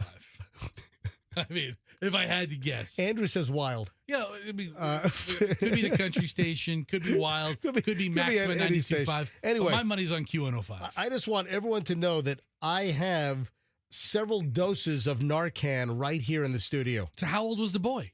8. So this happened over in Edgewater. This is Volusia County. Wow. A young boy was forced into a situation at 8 years old that no kid should ever have to deal with. This is according to the Volusia County Sheriff, Mike Chitwood. Is he any relation to Joey? Yeah, Joey Chitwood and the Chitwood Family Thrill Show? Tell you what, man, Sheriff Chitwood is a poor man's Grady Judd. Listen, Chitwood does a good job as well. Yeah. So dispatchers spoke with an 8-year-old kid. This is last Tuesday. After the kid found his father, Daniel Jones, 44, unconscious at their home, the kid, 8 years old, called 911. Good for him. The sheriff said the boy undoubtedly saved his father's life, gave his father the overdose reversal drug Narcan before 911 and first responders got on the scene. Oh, wow. Investigators learned the boy's father had taught him to do so.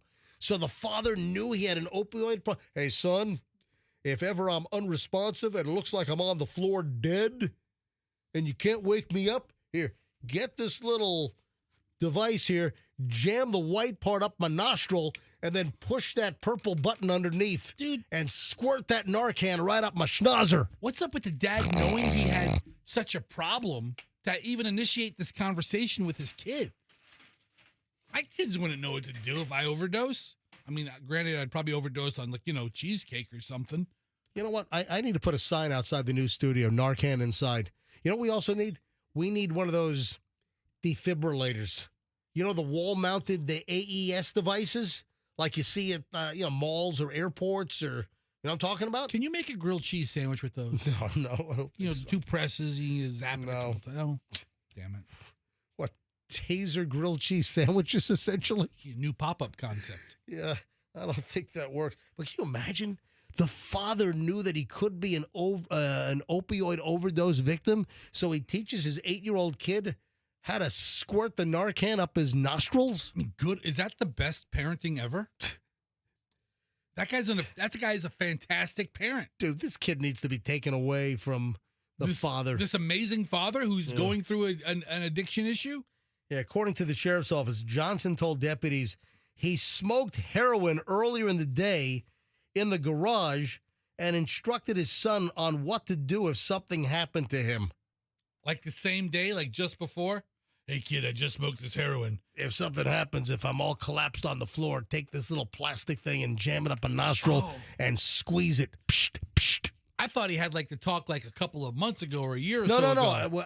I don't have delineation. Yeah. No, I think it was prior to the event of that day. Boy, if I ever pass out, just shoot this up my nose. And he was taken to the hospital, treated before being arrested on charges of child neglect. So they charged him with child neglect, which they should. You know, Department of Children and Families ought to swoop in and take this kid. I mean, I'll take a child neglect charge over dying, I think. Yeah, Chitwood commended the 8-year-old boy's bravery, but said it's tragic that he had to experience such trauma at such a young age. Where's the boy now? Is he like a ward of the state or something? A relative has the kid. Okay. Yeah. All right. The grandmother has possession, custody of the kid right now. But that's a terrible situation. But the 8-year-old kid saved Daddy's life. Hey, Daddy, how about you lay off smoking heroin? Yeah, that's some. How about a little hot tip from the MJ Morning Show here on Monday? See, he can't smoke heroin on the weekends that the mother has the kid because Looks like I picked the wrong week to stop smoking heroin. I'm sorry, what were we saying? No. He can't smoke heroin when the kid's not at his house because there's nobody to save his life. Looks like I picked the wrong week to quit doing speedballs. I say that every week. At 9:51. Shaving an hour off. People are like, what? It's 9:51 at the MJ Morning Show. What else was? Oh, the soup story. Yeah, let me get this in before we have to shut things down today. What do we have? All right, I've got 2 minutes. 2 minutes before we have to shut the show down. A 63-year-old guy down in Miami arrested. Police say he erupted in anger over dinner at a Miami assisted living facility and threw a 2-foot metal vase at another resident. Miami police identified the man as Osvaldo Nieves, who became angered. He became enraged. He became angry when the assisted living facility ran out of soup during dinner at the facility. And this guy hurls a metal vase at another resident. I mean, yeah, you got to know how much soup you have left for these old people. They take their soup consumption very seriously. My God. No soup for you. The victim suffered a cut on his chest, small puncture-type wound to his knee. Yeah, staffers told officers that Nieves began shouting, stood up from the table, grabbed the decorative metal flower vase from a side table, and threw it on the ground twice. When another male tried to stop him and protect 2 other female employees, he picked up the vase and threw it at the other resident twice. No soup for you. Oh, my God. This is violent. This guy's no joke. Tell you what. You know what the moral of the story is here, Fester? No soup for you. Yeah, I mean. The moral of the story is make sure you don't run out of soup. That's right. Make sure there's enough soup. You're right. Old people take soup seriously. I mean, you don't want to smite them their soup. Any word on what kind of soup it was? Cream of broccoli. That's a good one. No, I have no That's idea. a good one. I have no idea. Tell you what. It's not my favorite, but I'm not mad at it. My grandma made beef and barley soup. You ever have that? Yeah. Oh, my God. My grandmother made some beef and barley. It was tremendous. Folks, have a great one. We'll see you back here tomorrow. MJ Morning Show on Q105, 104.7 FM, and let's be careful out there.